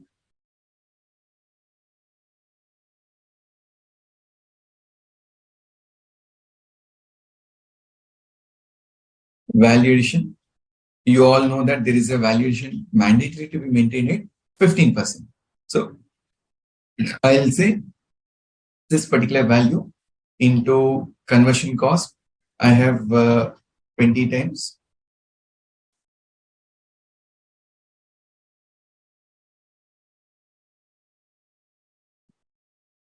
Or I'll say this is nothing but conversion after for FO. So this is my sales obligation. One thing, we have purchased the goods. Now we are coming as a proposal as internal auditor, as a consultant. Look, 8 lakhs you are going to pay. This is your hit to P&L account, which is nothing but cost. There is also finance cost. Now you come as a consultant and say, I'm going to save this money. So assuming 18% is the customs duty on this 18%, banking rate, this into 18%. Assuming 1 year is what process takes for manufacture, export, get money in foreign currency. Now on this customs duty, you're going to pay 1,36,728. Now you as a consultant come forward and say to the client, look, whatever finance cost is there, please pay 50% of that as my professional fee. Now, for a moment, you happen to be a chartered accountant, you charge 50% of your fee per consignment. This is what you're going to charge as an advisory fee. Now, what else you can do? Now, in addition to this, there is an export obligation where there is a documentation. For a moment, you handle for under 15,000 certification and all. As a professional, this is generally a valuation which is happening to the client, which is also happening to a professional. So please keep in mind, advance authorization right from beginning. You have to identify what is your CON, what is your conversion, for what process you are importing, get the license, import the material, export within a span of 18 months, get the proceeds within a span of 18 months. Once you satisfy, file respective documents with the concerned authority, get this end of discharge certificate called redemption certificate. Now, this process, not that complicated. You have to learn things on your own, burn fingers, learn the theories, and then get into a practice. Coming back. This is all to do with my advance authorization. Let me see if there are any doubts.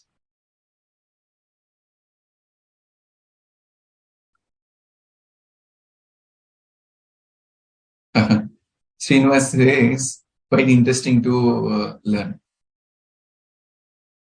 Good. Next. Next scheme we have duty-free import authorization. Duty-free import authorization. Now, advance authorization, I procure the material. Now here, duty-free import authorization scheme where post-export, I get this script. That means to say, like unlike your advance authorization, beginning of your production, you're getting a incentive. Here, export and then look for an incentive. And they say, I get a duty credit script. I call this as a script. SCRIP. Duty credit script. This is applicable only for products where SOI1, SION, standard input output norms have been notified. So if your goods are not notified, then you will not get DFIA. In case of advance authorization, what happened there?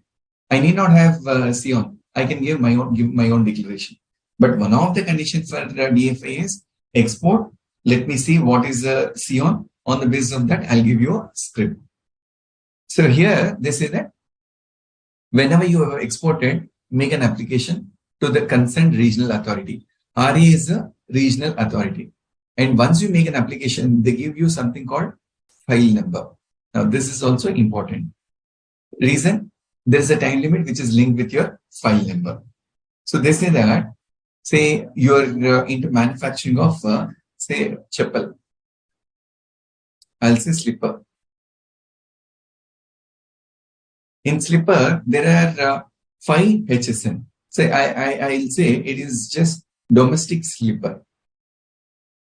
In domestic slipper, for a moment, they say, like if you have, say, 80-20. That means to say 80 is domestic procurement, 20 is imported procurement. In this case, in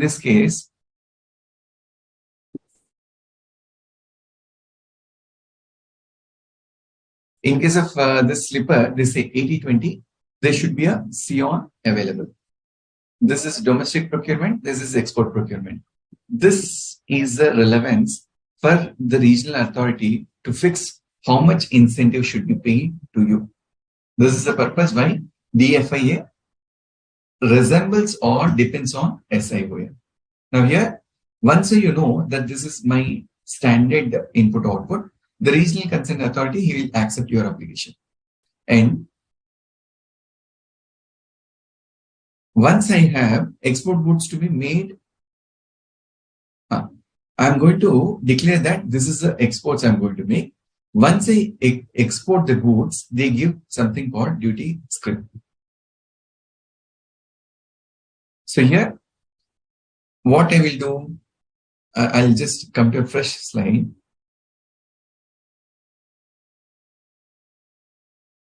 First, you should be an exporter to regional authority. Once you apply, like your GST AR number, obtain something called file number. And once you get a file number, from here, within 1 year, export the goods, where you have to quote mandatorily, you have to mention mandatorily the file number in your shipping bill or bill of lading. This is the requirement under DFIA. This is my requirement under DFIA. Let me see if there are any doubts so far.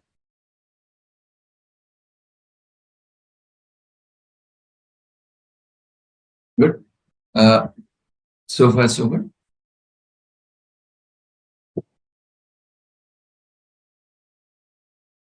Then moving further.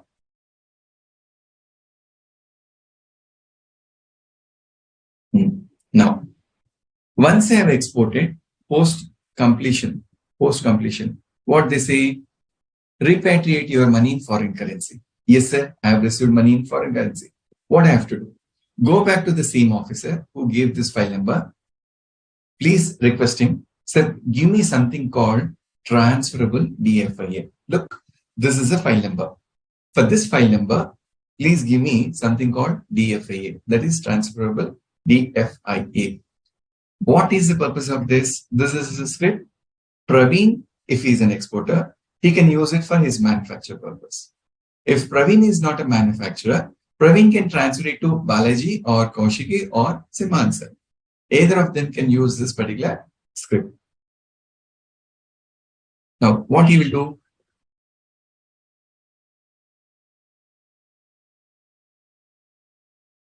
This particular license, DFIA, what I have received, like I get this license from the RA. RA is the person who's going to give the license.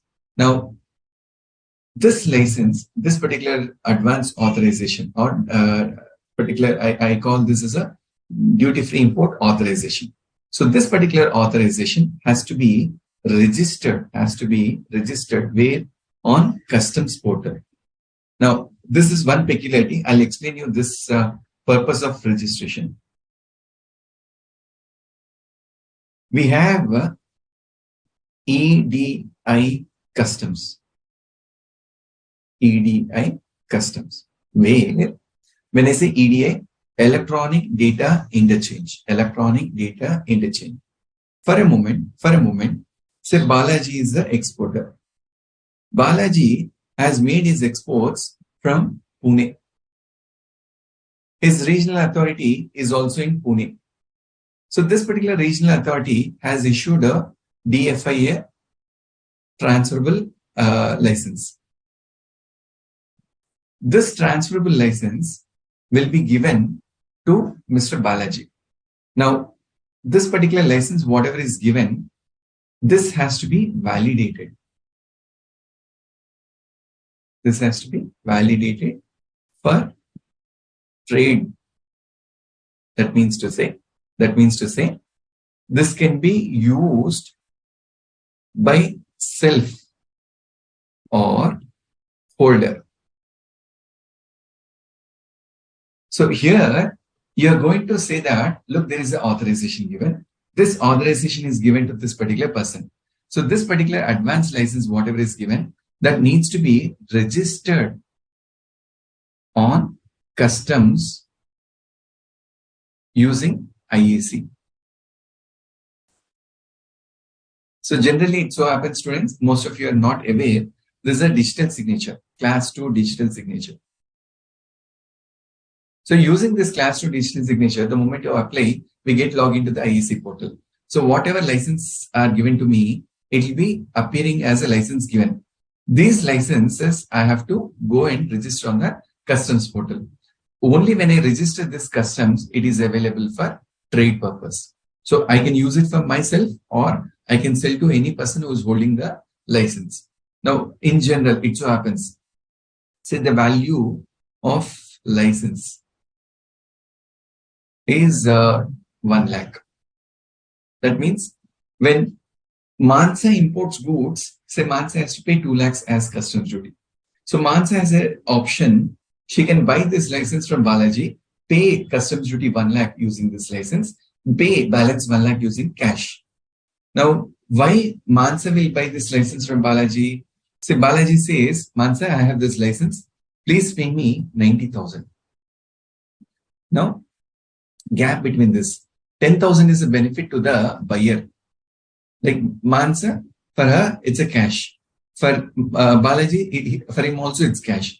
So whatever benefit earned by way of a script, this script gets converted into cash. Now, this is called trading in scripts. Now, trading in scripts is a non-GST supply. Now, please keep in mind, students, this is a big market. This is a very, very big market. Many professionals, see, nothing wrong.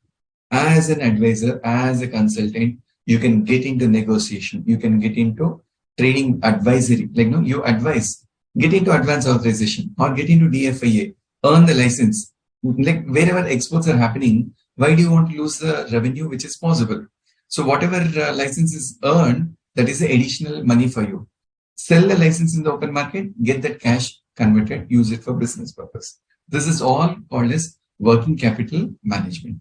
So this is the advantage of my DFIA. So here, whoever is holding this license, they first register to validate on your customs portal. This is called validation. Validation on EDI, electronic data interchange on customs portal.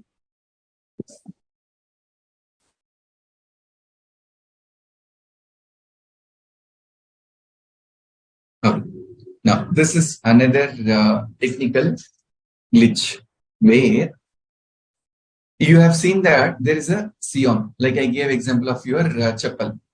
So if the Sion says that there is an actual user condition, then this DFIA is not transferable. This DFIA, no DFIA will be issued.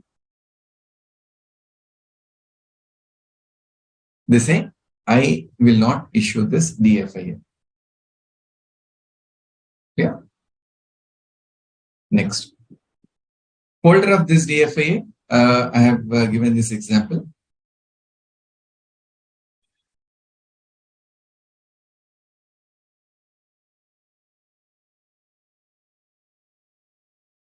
Okay. Now here, the importance of DFIA is the goods which are used in manufacture of the export. Only those goods are permitted again under DFIA. Like example, say Kaushiki is manufacturer of rubber chappal. Balaji is also manufacturer of rubber chappal. Then Kaushiki and say Manasa is a manufacturer of say some iron rods. Now Kaushiki can exchange this license only with Balaji. She cannot exchange this license with Mansa. Reason? They say DFIA, it has a reference to user inputs, the raw materials which are used in the procurement. So what goods were used for export? Only those goods are permitted for import. This is one another restriction under DFIA. Further, payment of customs duty. I have basic customs duty alone exempted. So any person who is paying customs duty, he can think of using DFIA only for getting exemption from basic customs duty. Like advance authorization, in case of my DFIA, they say minimum valuation 20% is required. Advance authorization 15%. DFIA 20%. This is my valuation required. Then duty drawback. This discussed at length under my previous session, section 73, section 74. Section 74, section 75. So the same slides are repeated again in duty drawback. I'll skip that for a pause of time. Now, moving on, I have next item called remission of duty, TEP. I'll give you an overview of this scheme. Actually, this is a sunset scheme, RODTEP. This is a scheme which was brought at a faggot when 2020 benefit is getting ended for MEIS scheme. That point in time, this RODTEP was brought in, which was actually in a hurry, not required. So the scheme says, look at your inputs, look at your output. If there are any goods which are procured domestically, which are imported, and these goods are used in your conversion, that is production process, and then exported. They say the rule of any law of the land, export goods, but not taxes, duties and taxes. So considering this norm, this scheme RODTEP was brought in, where there is an incentive by way of a skip, by way of a script. This incentive is given to compensate the duties and taxes paid on purchases. Whatever duties and taxes you have paid on your purchases, which cannot be claimed as a refund, which cannot be claimed as a refund. Now, as on today, if you think of this scheme, say section 17, subsection 5, block credit. I'm a manufacturer, I'm using some components, say motor vehicle. There is a restriction of input tax credit. Similarly, your manufacturer where you purchase petrol or diesel for your production consumption, you pay central excise, not eligible for refund. So any of those expenses, the duties and taxes form part of your exports, where you are burdened with your export price, that is given back by way of a RODTEP. This is the overall scheme which is explained in 4-5 pages in your institute material. So I'll come back to my material. This is nothing but a duty credit script. This can be used by the person who is holding the license, or he can transfer this particular script. This is objective which I have said. Only those duties and taxes which are not refundable.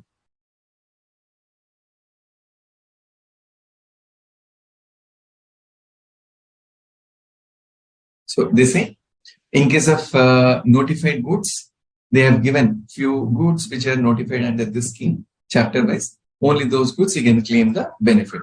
And the value, they say, either your FOB value or market value into 1.5, whichever is lesser will be the value on which percentage is calculated. And this script will be given to your credit ledger. I can use this money for payment of my basic customs duty. And also, if I don't have imports, I can transfer this particular script to the user who is willing to buy the script in the open market. This I'll skip. Yeah. Now, what are the goods where this scheme is not applicable? Goods which are exported in the same form. If there is no transformation, I buy laptop, I sell laptop, no transformation. More or less, I'm trading. I cannot get into this scheme. Goods transship. Goods came into India, again parked in Tamil Nadu, again transshipped to Singapore. I cannot claim the benefit. Subjected to minimum export price. Now this is list where like your section 14 subsection 2, there's a minimum export price they have paid. Like example, wheat, onion. In case of wheat and onion, there is a minimum export price.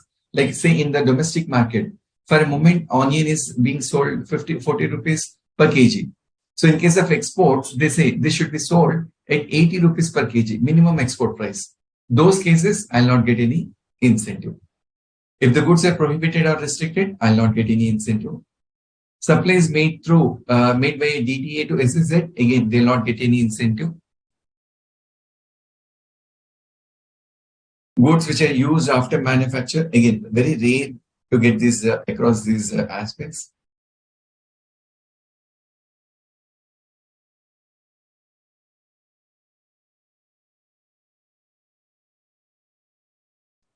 Now, these general exceptions. Yeah. Next is EPCG. Quite interesting. Examination, 3 marks question you can expect from EPCG. Export Promotion Capital Goods Scheme, where they say, under this scheme, you will be permitted to import capital goods without payment of customs duty. Or you can buy these goods from domestic tariff area also. Reference to section 147, deemed exports under GST law.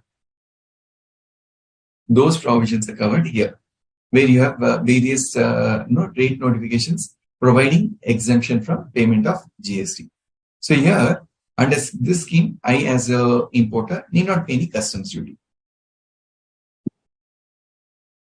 When I don't pay customs duty and when I use it in my manufacture, they say you are mandated to fulfill export obligation. That means what is the duty you have saved into some number of times will be the export obligation. In case of advance authorization, goods should be procured, use in export, manufacture, export that, where minimum valuation 15% is required.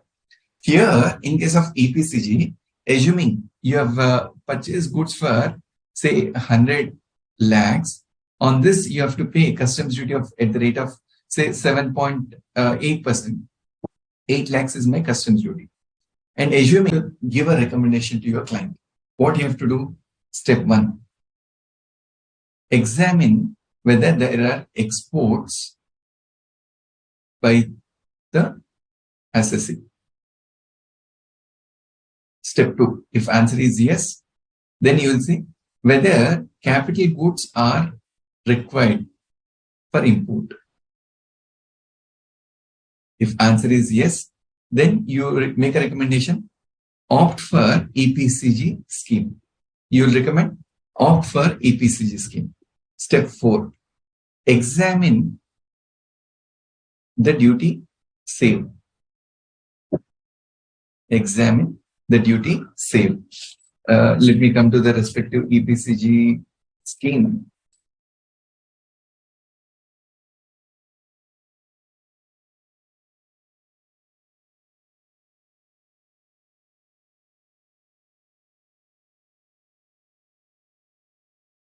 Yeah. Here, examine the duty script saved. Step 5, export to satisfy the export obligation. Now, this export obligation, they say 6 times duty saved. 6 times duty saved. That means to say, this provision says, if step 4, I get the answer, duty saved is, let's say, rupees 10 lakhs. So my export value should be 6 into 10, 60 lakhs should be my export value. Sounds interesting? Now you have saved 10 lakhs. On 10 lakhs, assuming 18% interest rate, 1.8 lakhs is a finance cost. Always negotiation point. You can tell the client saying that, look, I'll save you bank, whatever finance cost is there. Whatever finance cost I save, give me 10%, 50% as a professional fee. This is how generally the professional fees are determined. Value saved. I save so much of cost to P&L. On that, say 20%, 30%. Based on your comfort, you can start negotiation. So here, I'll calculate that duty saved is 10 lakhs. On that 6 times 60% is my 60 lakhs is my export obligation. Now, one catch here you have is maintenance of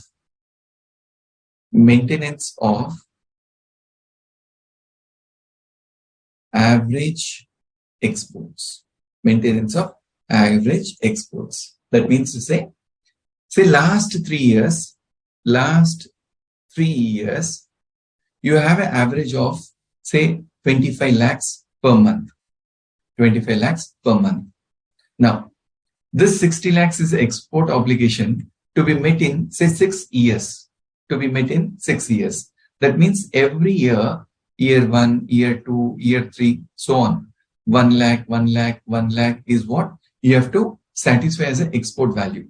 So when you have average for last 3 years is 25 lakhs, 26 lakhs should be your export for year 1. 26 lakhs minimum should be export for year 2. That means they say to check your export obligation, they'll say actual export minus last 3 years average. If this is a surplus, this surplus goes to satisfy your export obligation. I repeat my point. To meet your export obligation, they will say, give me your last 3 years average. I'll deduct this average from your regular exports. If this is going to be a surplus, I take this surplus to counter my satisfaction of export obligation. Let me come back to my slide. Let me see if there are any questions. Good. So here EPCG scheme, what is it we have to know? Whatever authorization is given, within a period of 18 months, I have to import my capital goods. This EPCG scheme has a benefit of IGST up to 30th September 2021. One important condition, EPCG scheme, goods imported under this scheme shall be having a actual user condition. That means if Praveen imports the capital goods, till Praveen satisfies this export obligation, Praveen cannot transfer the capital goods. He has to use in his business till the export obligation is not satisfied. Post export obligation, the capital goods can be sold or transferred. So till satisfying your export obligation, you have to hold that particular capital goods in your business. And money in foreign currency is not required in case of deemed exports. When I sell these goods to EOU, for EOU, I can get money in my foreign currency or INR also. So SEZ unit, money to be come in foreign currency. SEZ developer, money should come in INR. Who can export? Who can get this EPCG benefit? Person who is a manufacturer and he himself happens to be an exporter. Person who happens to be a manufacturer and he himself happens to be an exporter, or a merchant exporter who is tied to a supporting manufacturer, or service provider who is declared as a common service provider. I'll give an example where this EPCG and merchant exporter can be thought of. For a moment, let us assume that there is a manufacturer called Mr. A. There is a merchant exporter called Mr. B. There is a customer called Mr. C.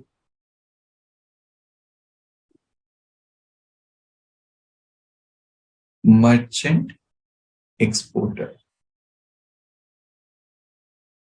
So here, merchant exporter, in other terms, we call him as a trader. Manufacturer, he doesn't have any leads to export.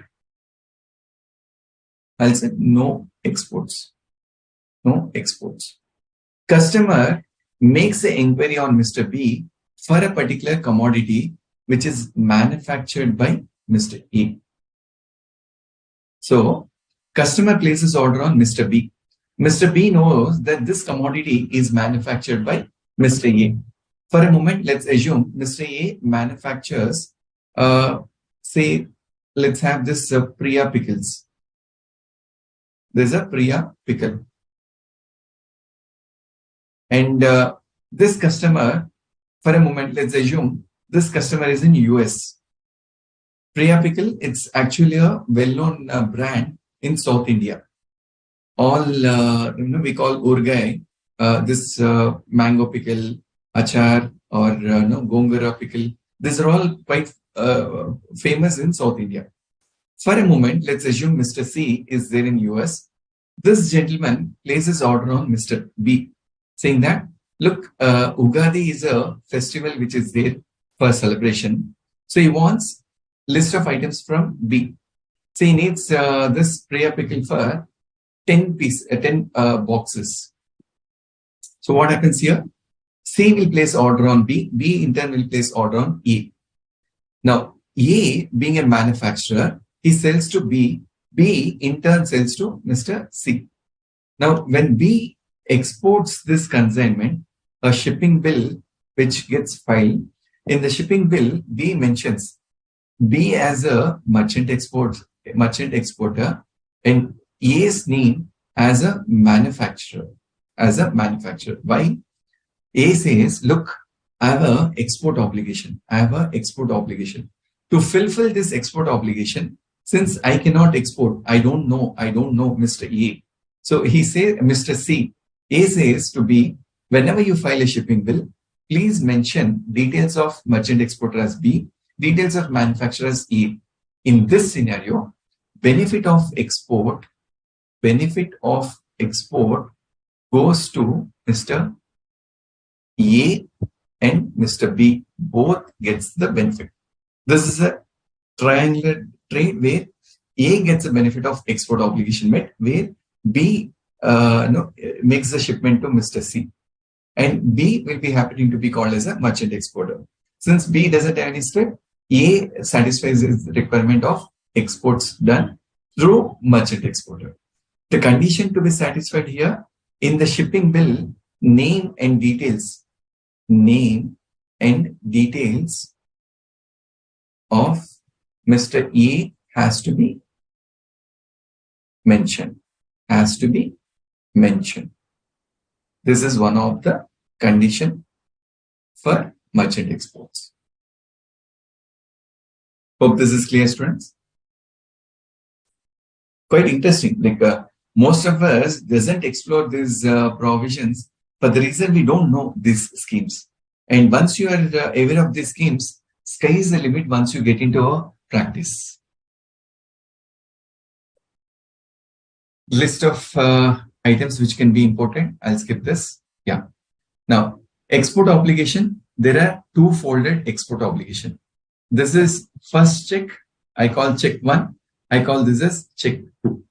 In check 1, they say, whatever export obligation is there, 6 times the duty saved you have to export. The value of goods you have to export is 6 times the duty saved. How much time? Within a span of 6 years. This is my time limit. So when I have to export the goods out of India, they say you export in such a fashion that first block of 4 years, minimum 50% you have to satisfy.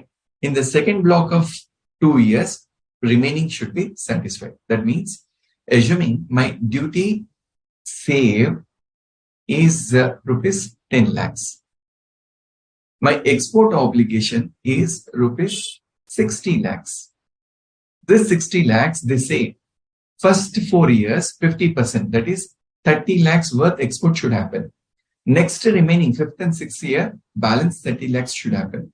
So what if entire 60 lakhs is done in year 1 itself? Nothing. You go to the regional authority, show this export obligation certificate, get the discharge certificate. That's all. Check 2. Condition 2, which is for average obligation. What they say, my average level of exports made by the applicant should minimum satisfy the minimum 3 years average. So whatever excess is above this average maintenance, that is used for export obligation. Whatever exports are made above the average, that will be taken for calculating your export obligation redemption. In case if the goods does not leave India, if the goods are used for domestic procurement, this 6 times it will be reduced to 4.5 times. So assuming 10 lakhs is my customs duty save, this into 4.5, I'll get 45 lakhs. In case if I sell the goods to EOU or EHTP, so because the goods are not going out of India, instead of 60 lakhs, it gets reduced to 4.5 times. That is 75% of your actual obligation.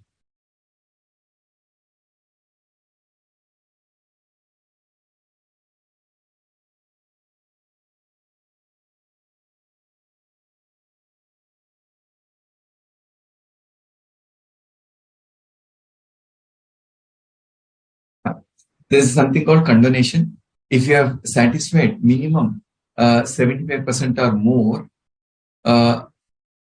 more than this 100% average exports, means average is say 10 lakhs. You have met 10 plus 7.5 lakhs as your exports. Then there is a condonation. That means waiver of your export obligation. This is a rudimentary provision. You can ignore this provision.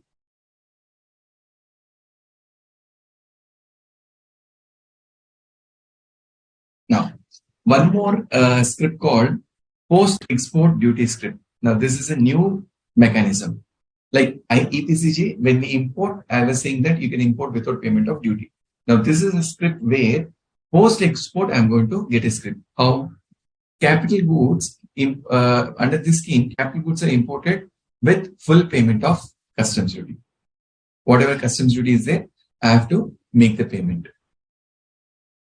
Once I manufacture and export the goods, then whatever customs duty I have paid, this is remitted. Remitted means refunded as script. So here, what they say, you first make the payment of duty. Then as and when you export, you get the refund of that customs duty as a script. So what if I have purchased a capital goods? I don't know that there is an EPCG scheme. The provision says, don't worry. You show what is the customs duty you paid, make an export, come back to the regional authority and get a remission by way of a duty script.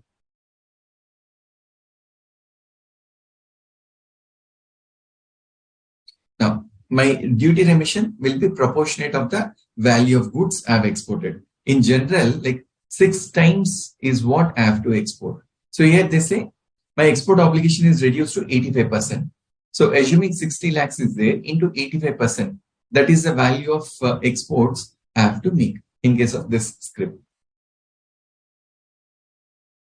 Next, moving on, the last leg of discussion, EO units, EHTP, STP, BTP. Now, these are all schemes which are generally called as deemed exports under GST law. EOU, EHTP. So EOU is monitored by Ministry of Commerce, Software Technology Park, Export Hardware Technology Park, governed by Ministry of Information Technology. BTP, Biotechnology Park, governed by Department of Biotechnology. Purpose, as the name goes, each industry wanted to give incentive to each particular scheme. Under this scheme, important point, 1 mark MCQ, any concern which is into trading activity, they cannot get into this particular scheme. People who want to get registered under EOU or EHTP or STP, they say minimum 1 crore should be the investment brought into plant and machinery. In case of handicrafts, agriculture, floriculture, this is exempted. So in case of plant and machinery, 1 crore minimum investment has to be done. And there is a norm called net foreign exchange. That is, you import and you export. So there is a block period. There is a concept called block period. In every block of 5 years, you should have a minimum NFE. There is something called minimum NFE set.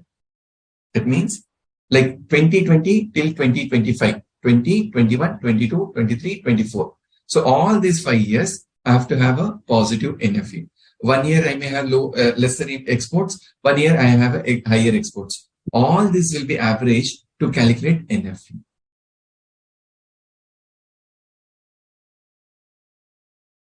Now, advantages, all your advance authorization, DFIA, EPCG, these are all permissible as a supplies.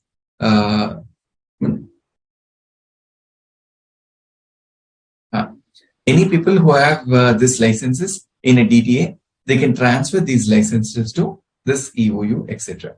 This is first advantage, where they say all these advance authorization, etc. These can be transferred to these holders of EOU. And foreign exchange is not mandatory. Money in INR can be paid to the domestic tariff units.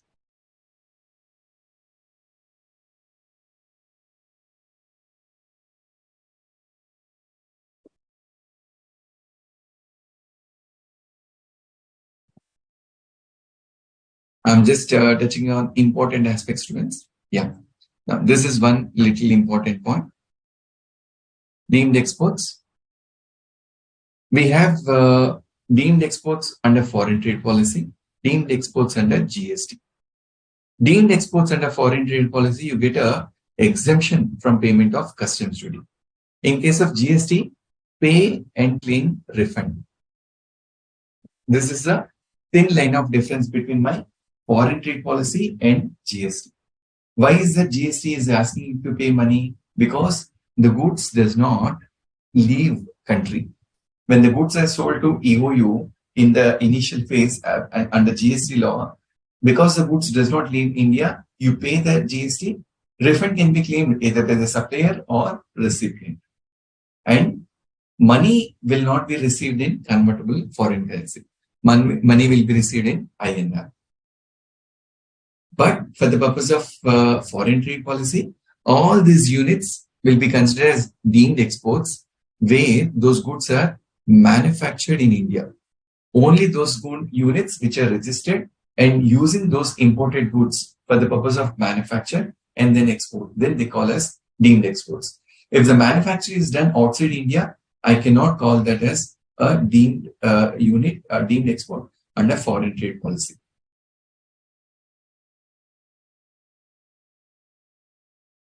Then deemed exports generally covers these entities who import this material without payment of duty for the purpose of exports. Also, if there are any projects which are of international importance, like example telecom towers or this 4G, 5G technology. If there is any project where any project is executed in India for the purpose of international bidding, then I call that as also deemed export. Last, there is a project exports for infrastructure purpose. Even this they identify as a deemed export under this foreign trade policy.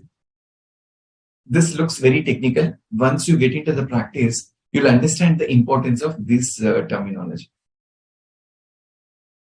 Coming to the FAGIN, deemed exports.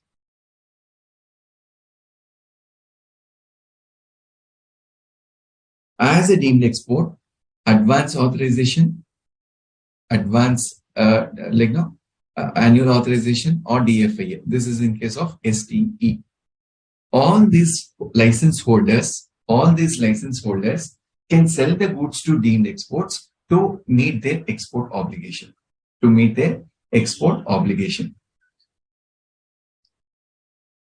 And when customs purpose, when I export goods to deemed export, like EOU, when I'm a manufacturer, I supply goods to EOU, whatever duty drawback is there in case of exports, I also get in case of a deemed exports. And there is last item called refund of terminal excise duty. Refund of terminal excise duty. Now this is like your fuel, which is used for your aircraft or aviation industry. So they generally pay something called terminal excise duty. If this there are goods on which you have paid excise duty and these goods export out of India, claiming a refund of terminal excise duty is permissible for deemed exports. This comes to the end of our discussion. Let me see if there are any doubts before we wind up today's discussion. Now, I'll take 10 minutes of your time, maybe 5 to 10 minutes to have a strategy how to prepare for your examination. Students who are willing to score 80 marks in this particular indirect taxation, refer to the problems which are there in your suggested answers, RTPs, and also your institute material. Like May 2023, you're taking up your exam, your preparatory exam with your RTP. Thoroughly practice all the problems. Which are given your RTP. Point number 1. Point number 2. Your institute material, you have something called test your knowledge. Where every chapter you have problems given, like input tax credit, your computation of customs duty, registration threshold limit, ascertainment of your output tax payable. Now, these are the few chapters where mandatorily 16 marks is the problems tested. Now, you should know which chapters you have to make a practice. So if you go through your these areas of practice, 16 marks easily you can score. Then you have something called MCQs. Focus on your MCQs which are there in your institute material with your RTPs, etc. Easily out of 30 marks, 20 marks bare minimum you can score. Now 20 plus 16, 36. Next you have your recent amendments. So you have your this institute where they have made study material guidelines, or I would say important amendments which are applicable for, say, your I'll show you one paper, study material for May 2023. Chapter wise they have given important amendments. Now you can see here supply under GST. Now the latest amendments which are applicable till 30th October 2022. So you have a compendium of recent amendments. So chapter wise they have given all the amendments which are applicable. Charge of GST, what changes happened. So if you go through these amendments will fetch you 20 marks. Please remember, 20% of weightage is from these amendments. 16 compulsory question, 20 MCQ, say 20 from this. 56 marks is already scored. 50 is the average, 56 is what you've scored. Now, to fetch another 4 marks. Now, if you can thoroughly practice all the problems in your institute material, 4 marks guaranteed. And foreign trade policy, like chapters on valuation, chapters on competition of duty, duty drawback. Now, these are the 3 chapters where 10 marks is where you can score. So students who are scoring 60 to 65, additional 10 marks is covered from these 3 chapters. So this is how you can make a planning to score 60, 70, 80. So like there's no hard and fast rule why you should get minimum 60 or maximum 70. The more you practice problems, presentation is very important. Name of the assessee, period, presentation of the question, your answer, each and every adjustment, please refer to a working note. Please remember, if you don't remember the sections or provisions, don't worry. You can say as per the GST provisions, this is a provision. As per the Customs Act 1962, the provisions thereupon, this is the adjustment. If you don't remember section 14, subsection 2, don't remember section 74, section 75, no harm. Please refer to Customs Tariff Act. Please refer to Customs Act. So these are the ways how you can make yourself preparatory for your exam. So with this, I end my today's discussion. I wish you all the best for your examination. Come with bright colors and hoping to see you as a future qualified chartered accountants. All the best. Thank you.